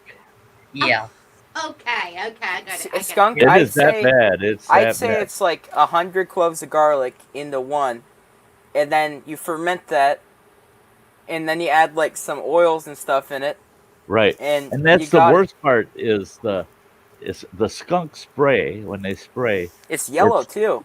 and it's oily. It's like oily, pee, so it like sticks. pee. It's like It green sticks. yellow. Yep. Now, a buddy of mine, he had a small deer shack. You could put 4 guys in it. It wasn't a very big deer shack that we all used for deer hunting. Well, one year he had a skunk get in the deer shack. And he walked in, and there's the skunk in the deer shack, and the dummy pulls his handgun out, and he goes, boom, shoots the skunk. Psst. That skunk sprayed inside the deer shack. I hadn't been to that deer shack for 4 years after that skunk had sprayed in there. 4 years after that skunk sprayed in there. I couldn't spend the first night in it. I packed my gear up and said, I'm going home, man. I cannot sleep in there. You can smell that frickin' skunk in here. And they all said, oh yeah, but after a day or two you get used to it. I said, I am not doing that. Yeah. I'm sorry. You know, if I shit my pants a day or two later, I don't get used to it. No. But his deer shack was so bad, nobody would go hunting up there with him anymore. can't. So That's not a smell you get used to. He burnt it down. He burnt the deer shack down because he couldn't get the stink. It That soaked sounds into vile. the wood. It soaked into the wood that deer shack was built out of, and it just wouldn't come out. Especially if you fire up the wood stove and you had something cooking on the stove that's putting off steam and it's putting humidity in the room. All of a sudden, it's just like you got a skunk loose in the place. You can smell it so bad. Oh my gosh! Another thing, every time I walk nature trails, my one friend is usually later, there. Teresa. Like Teresa. See it? Mwah. Every Love time you. I'm walking a Love nature trail with you. my one friend, he gets skunk cabbage, rips it right down the center, and does this with his hands with it, and then like holds it behind me when I'm not looking. Oh my gosh! Do you have that there, Lippy Lisa? Skunk cabbage? I don't think it would be there. No. It likes like warm, moist environments, but like No. it smells just like skunk, and No. it's in the woods everywhere. I've Thanks, never, Mike never come World. across skunk or any. No idea. Hey, Mike's World. I have the same Quite issue. glad now hearing about it. I don't think I want There's- to. There's 2 channels that I'm a member to that YouTube has not been doing the reoccurring payment. It pisses me right off. That happened to me with Phil. Yeah, it pisses me right off because when you set it up, it's supposed to reoccur. Well, it worked on 2 other channels with no problem. Yeah. But 2 of them, every stinking month, I got to go in there and make the payment before the end date. Otherwise, YouTube don't do it. It's a pain in the ass. Yeah. There you go. Get her done, Granny. 1,000 times worse than cat pee. Yeah. They're until you smell fresh skunk. There's nothing worse than a tomcat spray. Oh. Top Cat. I remember Top Cat. The most original Top Cat. Tomcat. Oh, sorry. Night Calm Sherry down. Watson. Calm down, Lisa. Relax. Sorry. No, don't be. Hey, good night, Sherry Watson. Oh, bye, Sherry. Mwah. You have a very good night, girl. Thank you so much for Bless her. being I here. love her. I love her. I tell you what, Sty, I got this bag. Hold up. Bag full of what? I'm almost afraid to see her ass. Oh my God! Hang I on, got hang on, this- hang on, hang on, hang on. No, hang on, Nick. That chair is fabulous. Thanks. That's a fabulous chair. That looks amazing. It's got Is the that a I like gaming streaks. chair? I like my chair. That is incredible. I love that chair. I got it That from looks Christmas lovely. 2 years ago, Wow. and It it's looks held my that's fat butt for incredible. 2 years, and it hasn't broke at all. Sty, look at you. Oh my God! Look at those chairs. Look at Sty and Nick's chairs. They're incredible. I feel bad for Alexander. Oh yeah, He's out on the porch. look at the last one I had. It didn't survive. Now Look it's an at my end nice table. one. The cat. Was that done cast took it. iron? Oh, the cat's on the recliner there. Yeah. Oh, I can't show that on That does YouTube. look incredible. That looks so comfortable. Yeah, here's I the tell one you there. what. I tell you what. When I got my chair, it was like night Got a and floppy day. chair. What is that? Huh? What is that? This? Yeah. The Hidden Woodsman? Do you know the Hidden Woodsman gear? By Yeah. chance? Well, he sent me this a couple weeks ago, and I've been using it every time I've camped. The And I pack. just love it. I wanted to show you. It's got corn print on it. Well, But that's neat. it holds all of my gear in one bag. Like, I mean, it's got literally everything. That's cool. My That's whole cool. hammock, saws. But I wanted to show you that because I might buy another one. So when we go there, we can pack in like mules. Oh no. Yeah, You're gonna no, be no. you're gonna be the brownie, No. the donkey. No, I'm telling you. I put my own pack together. I got my own packs. I've got 1, 2, 3, 4. I've got 4 packs. So, yeah, don't worry about me. I had a guy tell me, "Oh, don't even bring your pack with. Come on over to my place. We'll take my gear." I get over there and he's got a 50-liter pack. And he's got it packed already. And he says, "There's your pack." I picked that bitch up. I said, "I am not carrying an extra person in the woods with me." 50 liter. Get her done, Granny. I've just seen your message. Sorry, I wasn't. I wasn't watching. No, I've seen it. I get that now. Sorry. That's a Sorry. nice pack, though, Nick. That's a nice Yeah, I pack. like it. It holds a lot, and the stitching on it's crazy. And it's not even me just saying that because I'm a sponsor or anything. It's just Right. It's I don't know. It's just no, great. it's a well-made pack. Hey, Food Forest Permaculture, good to see ya. Hey, Food Forest. Thanks for the compliment. Food Forest says, "Good evening, Sty North and fellow Earthlings." Hello. Oh, I don't know why I read the permaculture. Yesterday I was at my friend's graduation party, and I think it's his uncle, or it's either his uncle or his cousin. He makes his own salsa and like mixes and stuff, and he has a mushroom farm about 10 minutes from my house. So I'm Oh, cool. gonna try to do a video there. He has like the spore rooms and Yep. all that, so I'll be doing that soon. Well, that sounds like fun. No, Mike's World, I will not be going to Maine this year. What I'm hoping to do, okay, my intent is to be moved out of this apartment by this time next year. I'm hoping that Nick and I will be on the road the equivalent of the first week of June. And we're going to be That would heading be for amazing. we're going to be heading to northwestern Montana for a month. Oh my God, that would The be trip incredible. the trip's going to take a month long. How close are you to each other? Well, 11 hours. yeah, I was going to Oh, say so it's close. about 11 hours. 780 miles. And what Nick is going to do is he's going to come up and meet up with me here, and we'll keep his rig here. over at Running Water is very secure. My youngest boy, I tell you what, if a stray dog comes through the yard, he wants to go out and shoot it. Get out of my yard! What are you trying to steal? You know. So No one's gonna want to steal the stuff I take. So Nick will park his rig there. He'll jump on board with me and the adventure trailer, and we're going to head up.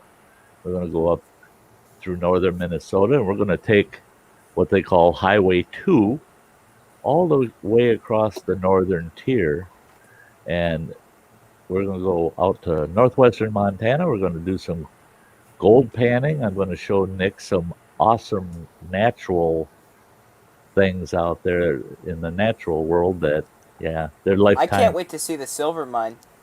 Oh, yeah. That's going to be, We're going to at least stop at least one time in Bannock and do some kokanee fishing. That's possible. Or make some bannock. Or make some bannock in Bannock.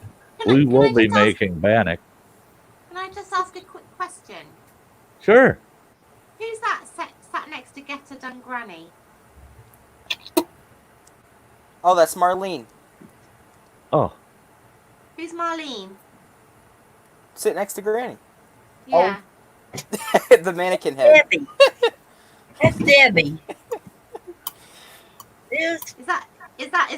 No, is it's that not a real person person. or- I was messing. That's Debbie. That's Debbie. Not real then. That's Miss Debbie. She watches over me. It's a shrunken head. Okay, so it's not. 'Cause It's it's like spicy. From a medical background. Oh, it's not as bad as spicy. You know, it's like Phil with Sty 2.0.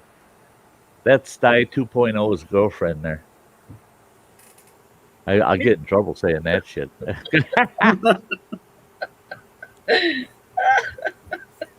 I was starting to get slightly concerned. I have a medical background, and I was getting slightly concerned about the fact she hadn't moved for quite a while. Yeah. You want to check, see if she's okay? Yeah. Yeah. She hasn't moved for a while. Better check on her. It freaks a lot of people out, Lisa. It freaked me out just a little. Yep. Yeah, so after Nick and I make this big tour, which is going to be very interesting, because on our way back, we're going to be dropping down to West Yellowstone, because I have a dear follower that's been following me for years, and I've been following. Well, it goes back quite a ways. I followed him. He's a mountain climber, avid outdoorsman, knows bushcrafting and outdoor survival like the back of his hand. And he wants to meet up, and we're going to do a camp together. I had to do an interview with them. Was it empty? And we will. We'll be doing a collab, and interviewing them. Yeah.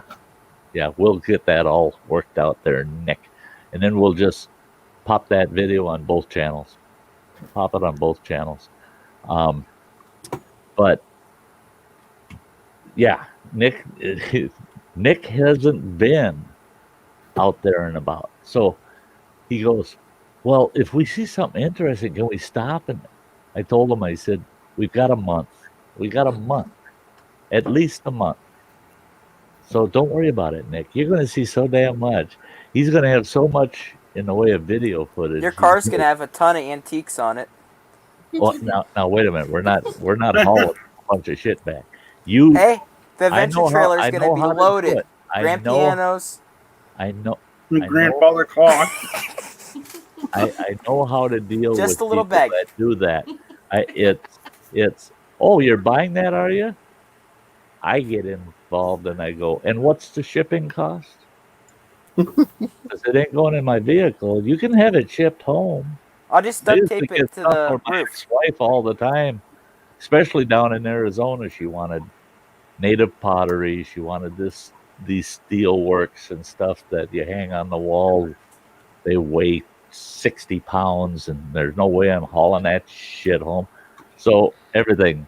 What's the shipping on that? Because I'll get it, but I ain't taking it home. Don't drive us by a reservation, or I'll just spend all my money there. Oh, well, yeah. It'll be things they make you- surprising. It'll be surprising. You're gonna just go nuts. Is there a lot of Indians around certain parts there, like the yeah. reservations? Because Oh, I'd yeah. love to buy some things to take in the woods from That them. would be amazing. There's certain reservations that I'll coach you before we get there. There's certain reservations. We've got more that than are enough time. closed. They're closed reservations. So when you go onto them, you have to have the mentality that you are a foreigner coming into a new country. Yeah. And there's certain protocols, things you can do, things you can't do. But I've been to them all. You know, I worked for Native American tribes for almost 27 years. So I've been to every reservation on the U.S. continent. I'd do anything to speak to them. Isn't the Blackfoot Reservation up there east of Whitefish closed? It's closed, but not closed. That's one of the reservations that there's certain protocols. There's certain protocols. Some of their areas of their reservation are absolutely closed to non-tribal. Mm-hmm. I mean, you can't even be from a different tribe and go into certain areas of their reservation. There's certain landmarks, certain what they consider holy places. You can't, you don't dare go near. But they do have a good tourist relationship for those passing through, and they've got an awesome museum. There's a lot of neat things on the Blackfeet Reservation that you can see. We'll be going through the Kootenai Salish Reservation. I ain't even from there, and I'm like, hey, look at me. You'll get to see their buffalo herd. We'll probably drive right to the middle of the damn thing. Every time I drive through there, the damn buffalo are all out on the highway. But yeah, Montana traffic jam. Nick's gonna get. I'm doing this with Nick, kind of like for selfish reasons. Just because if I can do this with Nick next year, I know that when we're done with our trip, whatever happens to me, Nick's got a lot of years ahead of him, and he'll have stories for a long time. He'll have a lot of stories to tell. I'll gain a lot from that. I mean, that's what I like doing, though. That's like my thing. Like learning tradition and stuff. I don't know. That's my. How many more years do we got to see till Sty 3.0 comes out? I'll just take his beard. Right now, with people buying Sty masks, we're up to 6.0. Shit. It's up to 6.0. It'll be 20.0 then. And Phil's like, oh yeah, we're gonna have to get everybody up on the panel and this and that. And I said, it'd be just 6 of you Stys because there wouldn't be no room for me. You can only put 6 people up here at a time, and now there's 6 of them out there with Sty masks. Yeah, we'll go to a YouTube convention sometime. You got 50 people wearing Sty masks. Who would have ever thunk? You know, I mean, all of a sudden, people are putting. You know, when I have Cindy and Mike over at the Hunt for Heat have their daughter being out there doing cartwheels in a Sty mask, wearing a military helmet. I've got Crazy Ann mowing her fucking lawn as a drunk Sty. At 200 miles an hour. She's just flying around and she's wearing that Sty mask. She comes zipping past the porch and she grabs a power drink off the porch, just snatches it up. And then she gets up to that tree and she's driving around that fucking tree. Around. She ran a tank of gas. There's no way she didn't. Yeah. I love her. Where Yeah. has he been? Oh, thanks, Chowser. Yeah, it's late enough. I can do that. Where has Ann been? I ain't I've seen her always- in the streams. She's been quiet the last few days. I miss her a lot. I do. She's amazing. I love her to bits. I love her. Yeah, I haven't heard from her for a couple of days, but everything's okay, I guess. So that's what I really she need knows to where know. we are. She knows Yeah. where we are. I've been wondering about Andy too. Wait, man, how long has it been since we've seen him? About 3 months. Yeah. I hear Andy's doing pretty good now. He posted a video not too long ago. I really got a kick out of it. He was out with his kayak and he had the sail rig up on his kayak. And then here comes this big frickin' speedboat flying past them, and they got a 5 kilometer, well, 5 knot speed limit through there. Mm-hmm. And this boat's just flying big wakes. And Andy, true to Andy. Oh, he was pissed. And I'm like, yeah, no kidding, Andy. But I loved it because he was out on the water. He just loves his kayak. He loves to be out on the water. He loves to fish. And I hadn't seen him do that for almost a year. So to see him out there and enjoying it, that goes a long ways. I'm so glad to see he's doing good. Well, hello, Buttered Toast.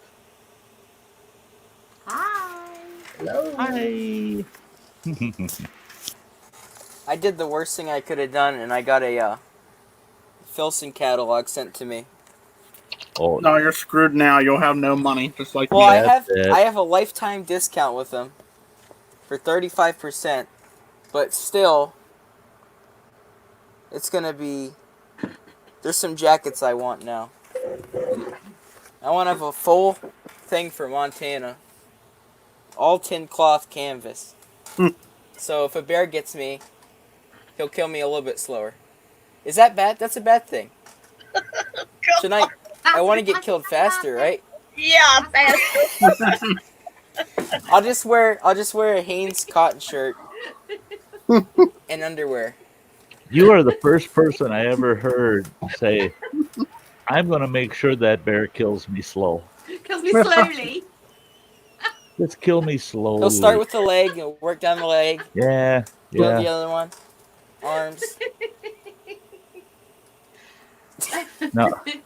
I don't know what I was thinking there. Oh well.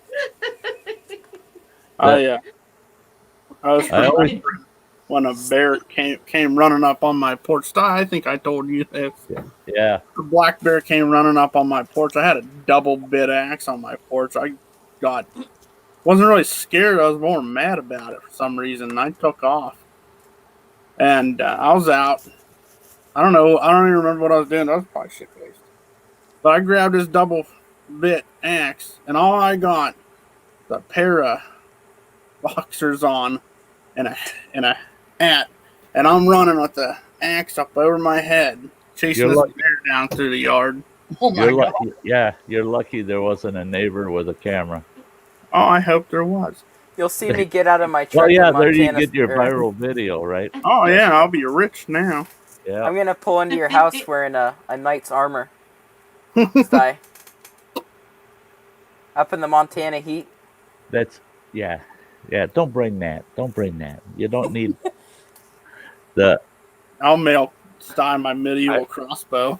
That's see, that's the thing is, I lived for 4 full years in northwestern Montana, and out of that full 4 years, all of my work was in the backcountry. And I had a lot of bear encounters out there, and several were with grizzlies. Oh God.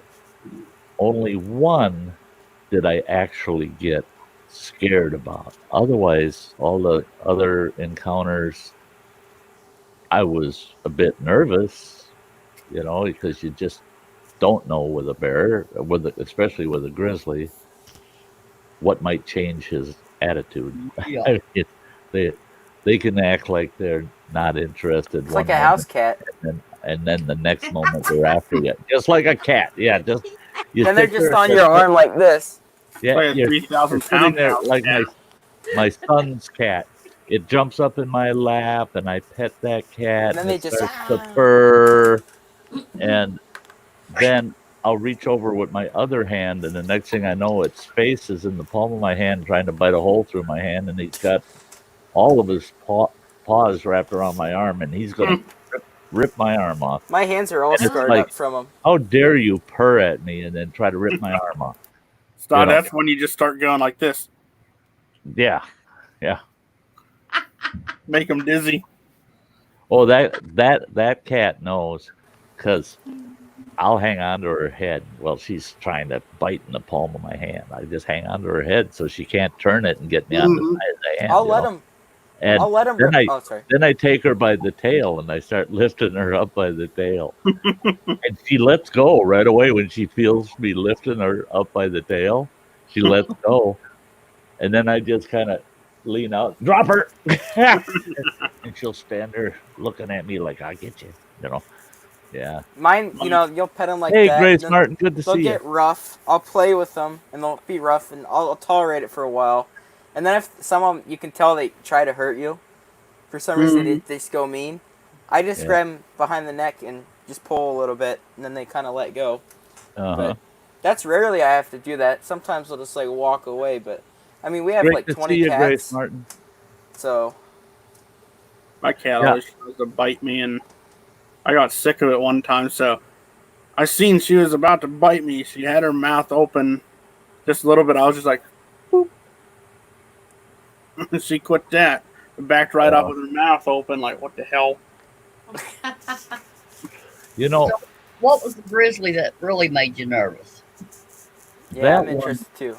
I was driving water truck for a drill rig I worked on. We did exploratory drilling way up in the wilderness in the backcountry. And we had a water truck. I had to drive about 3-4 miles to this artesian pond and fill that truck with water and bring it back to the rig. And you had to do that. Each one of our shifts were 12 to 14 hours long, and usually had to make 2 to 3 runs for water. Well, I ran to that pond and I filled the truck with water, and I came down this steep hill onto this little road that we built. We went up there with a big caterpillar and cut out a road just wide enough for one vehicle for that big. It was a big military truck with a big water tank on the back. I got out on that road and I started down that road, and I looked off to the side and I could see this grizzly on the hillside. Real steep embankment off of the side of the mountain. And I thought, good, he's down there. He ain't coming. He ain't going to turn around and try climbing the hill just to get mad at my truck. Well, I was mistaken. All of a sudden, there he is, popped up, and he's right in the middle of that road. I hit the brake, stopped, and his hair went up on his back. He's shaking his head, and he's pawing the dirt, and he's mad, and he bluff charges the truck. So I start backing up, and he bluff charged it again. I was lucky he was bluff charging me. But then he was getting a little too aggressive, and I thought, I'm going to have to just run into him. I turned around and looked, and I thought, well, I'm going to try one more time backing up. And I turn around, and I'm looking out the window of the truck, and I got that thing gunned in reverse, trying to back up this mountain. And I thought, there's got to be 50 yards or more between me and that bear. And I stopped, and I don't see him, and I'm going, oh, good. He went back over to the hill. I can take off. And then all of a sudden, there he is. He stands up in front of my truck and puts his paws on the hood. Now, when I stood there, the top of my head didn't come to the hood. And this bear's just got his paws on it, and he's looking at me right through the windshield of that truck. Oh, God. And I'm like, oh, shit. This guy's serious. This guy's really serious. You're not even safe in a truck with a bear like that. And well, that's the thing is, sure, it's a military truck, but it's still just a damn truck. I knew if he come around to the doors on either side, he'd tear the door off that truck Yeah. in no time. He'd tear the door off and drag my ass out. I knew he couldn't get to me from the front end, but all he had to do is come around the side of the truck, and he's got me. So I kept backing up, and finally he gave up. And I watched him, and he starts walking down the damn road away from me in the direction I got to go. So I'm following that grizzly bear down the mountain. That's a good way to tick him off. And then finally, I was at the point where stop and charge me again. I'm running. I'm going to run right into you, and I'm just going to keep going. Because if I get you caught underneath the truck, you ain't coming out. You're going to be stuck under there. You're not, I've got 800 gallons of water on the back of that truck. That bear ain't lifting that truck. So if I have to, I'll run into him. If he gets stuck under the truck, he's stuck under the truck, but he can't get me, And just about then, all of a sudden he turned and he went off the side of the road. So I started going further down the road and getting close to where he went off the road. And I was catching gears, got that truck up to about 45 miles an hour on this tiny little road that the truck barely fit on. 800 gallons of If water. If I went off, it'd be about 700 feet to the bottom of that canyon at about a 45-degree angle with nothing but these huge stumps all the way down. And so I just kept her punched, and I get by. I looked in the side mirror, and I'm going, I won you some. And there he is. He pops out, and he's kind of trotting down the road at me. You ever think he was just thirsty?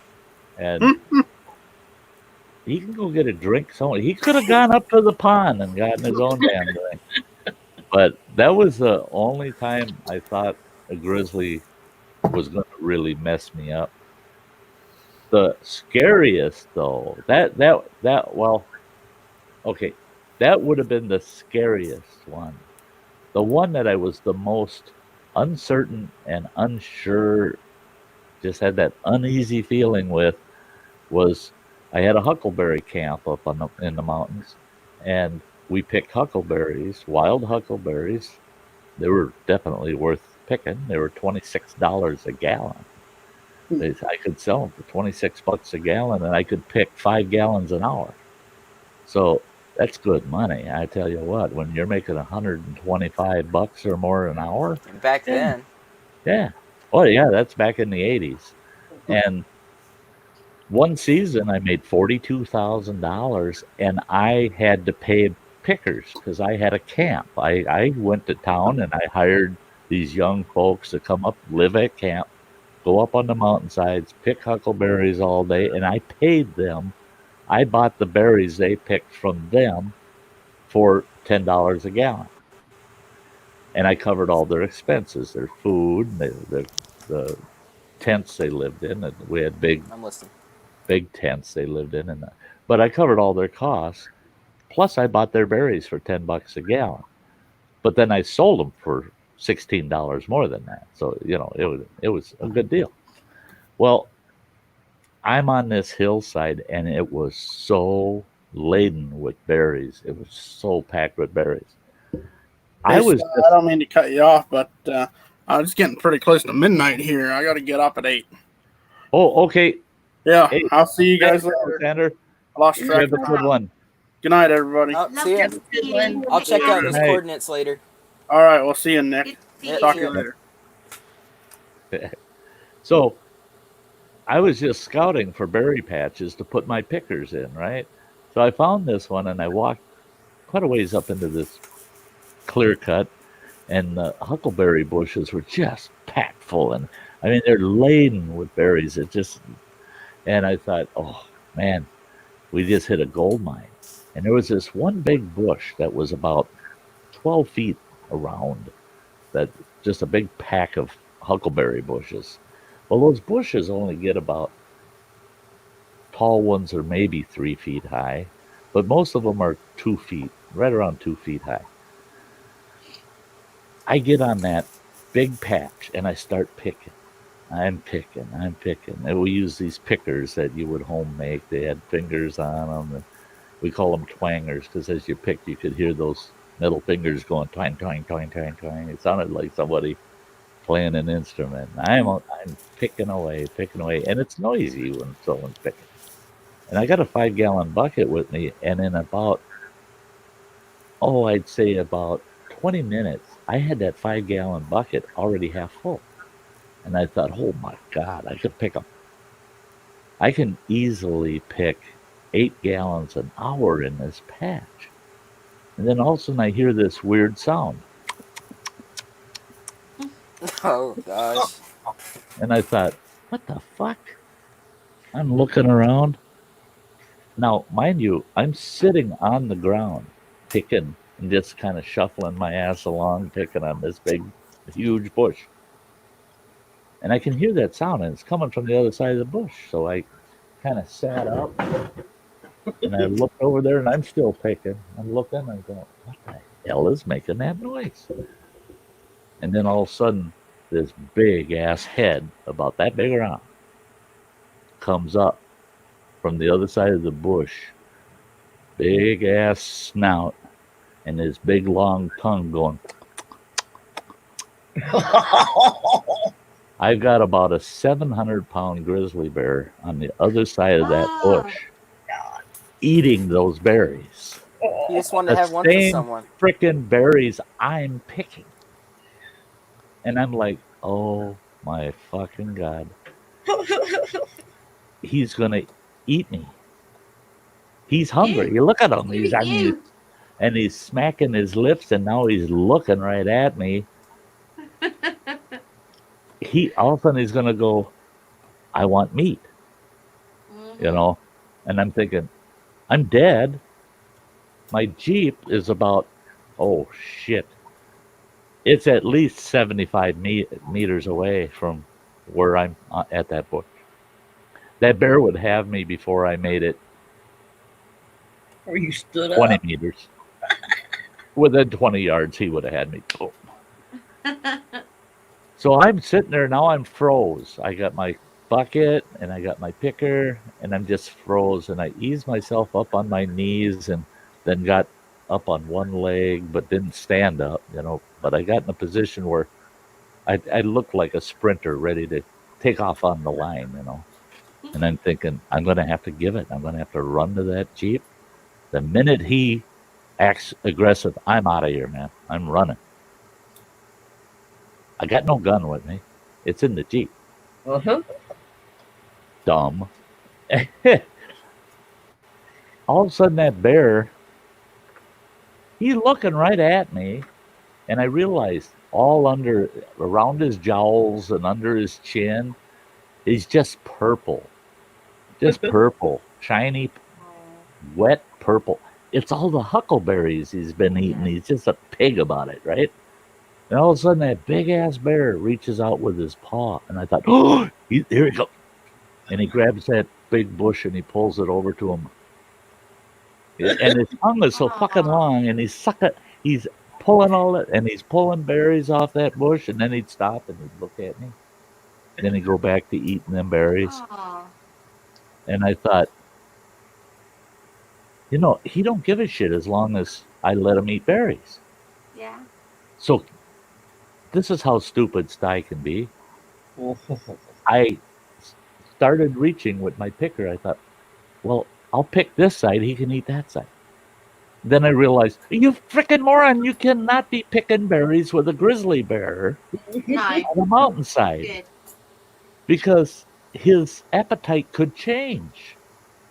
And he's not going to say, oh, yeah, in 10 minutes I'm going to want meat, you know. No, he's going to just, I want meat. Boom, he'd have me, you know. So I didn't know if I should crawl away or what. And I thought, well, rule of thumb is don't show fear and don't run. Do not show fear and don't run, because that grizzly is going to say, oh, chase. The chase, he's running. I got to catch him and kill him.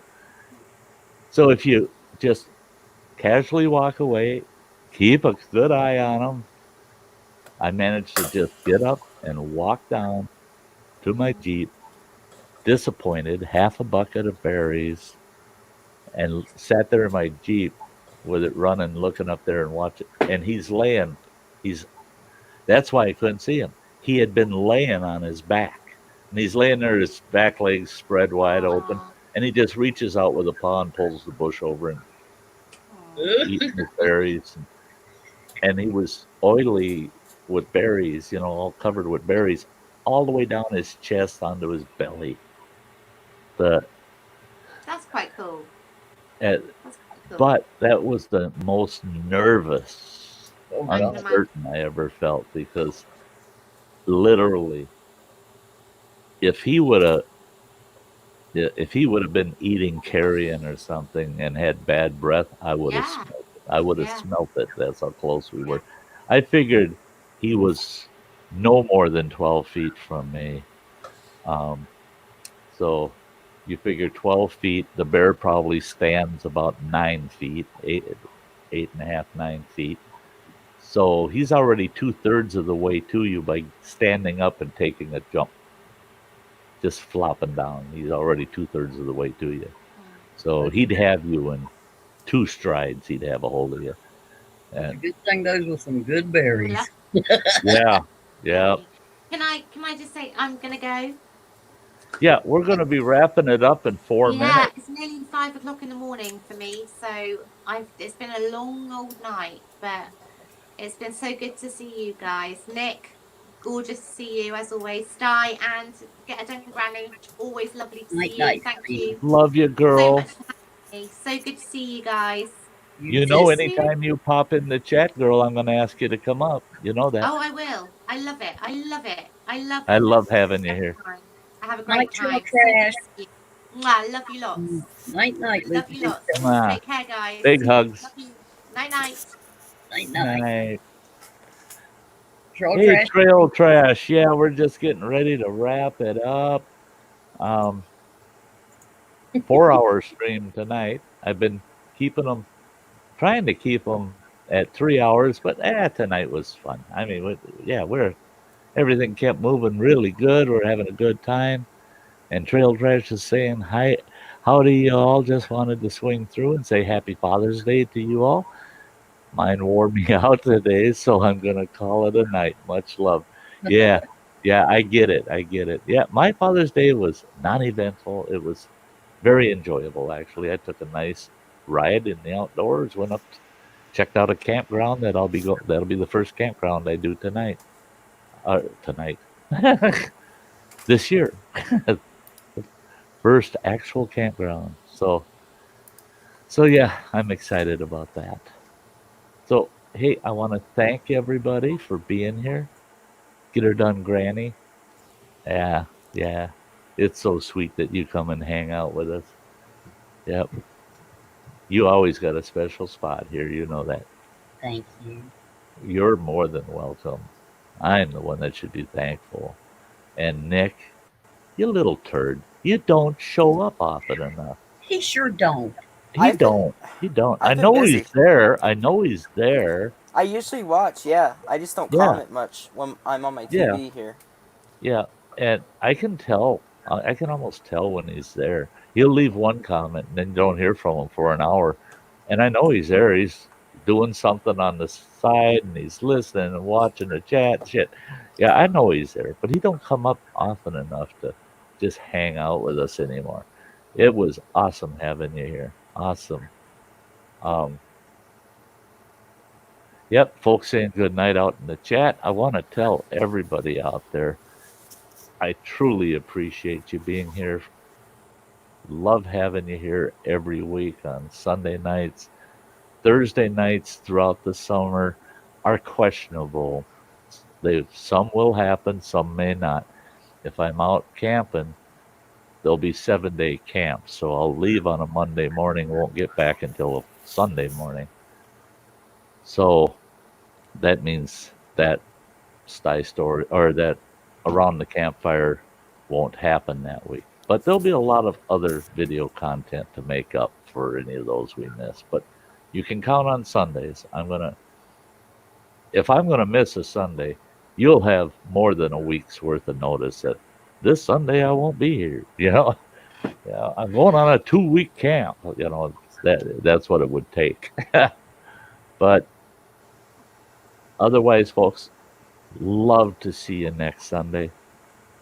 And between now and Thursday, all of you, take very good care. Take very good care of yourselves. And we'll see you then.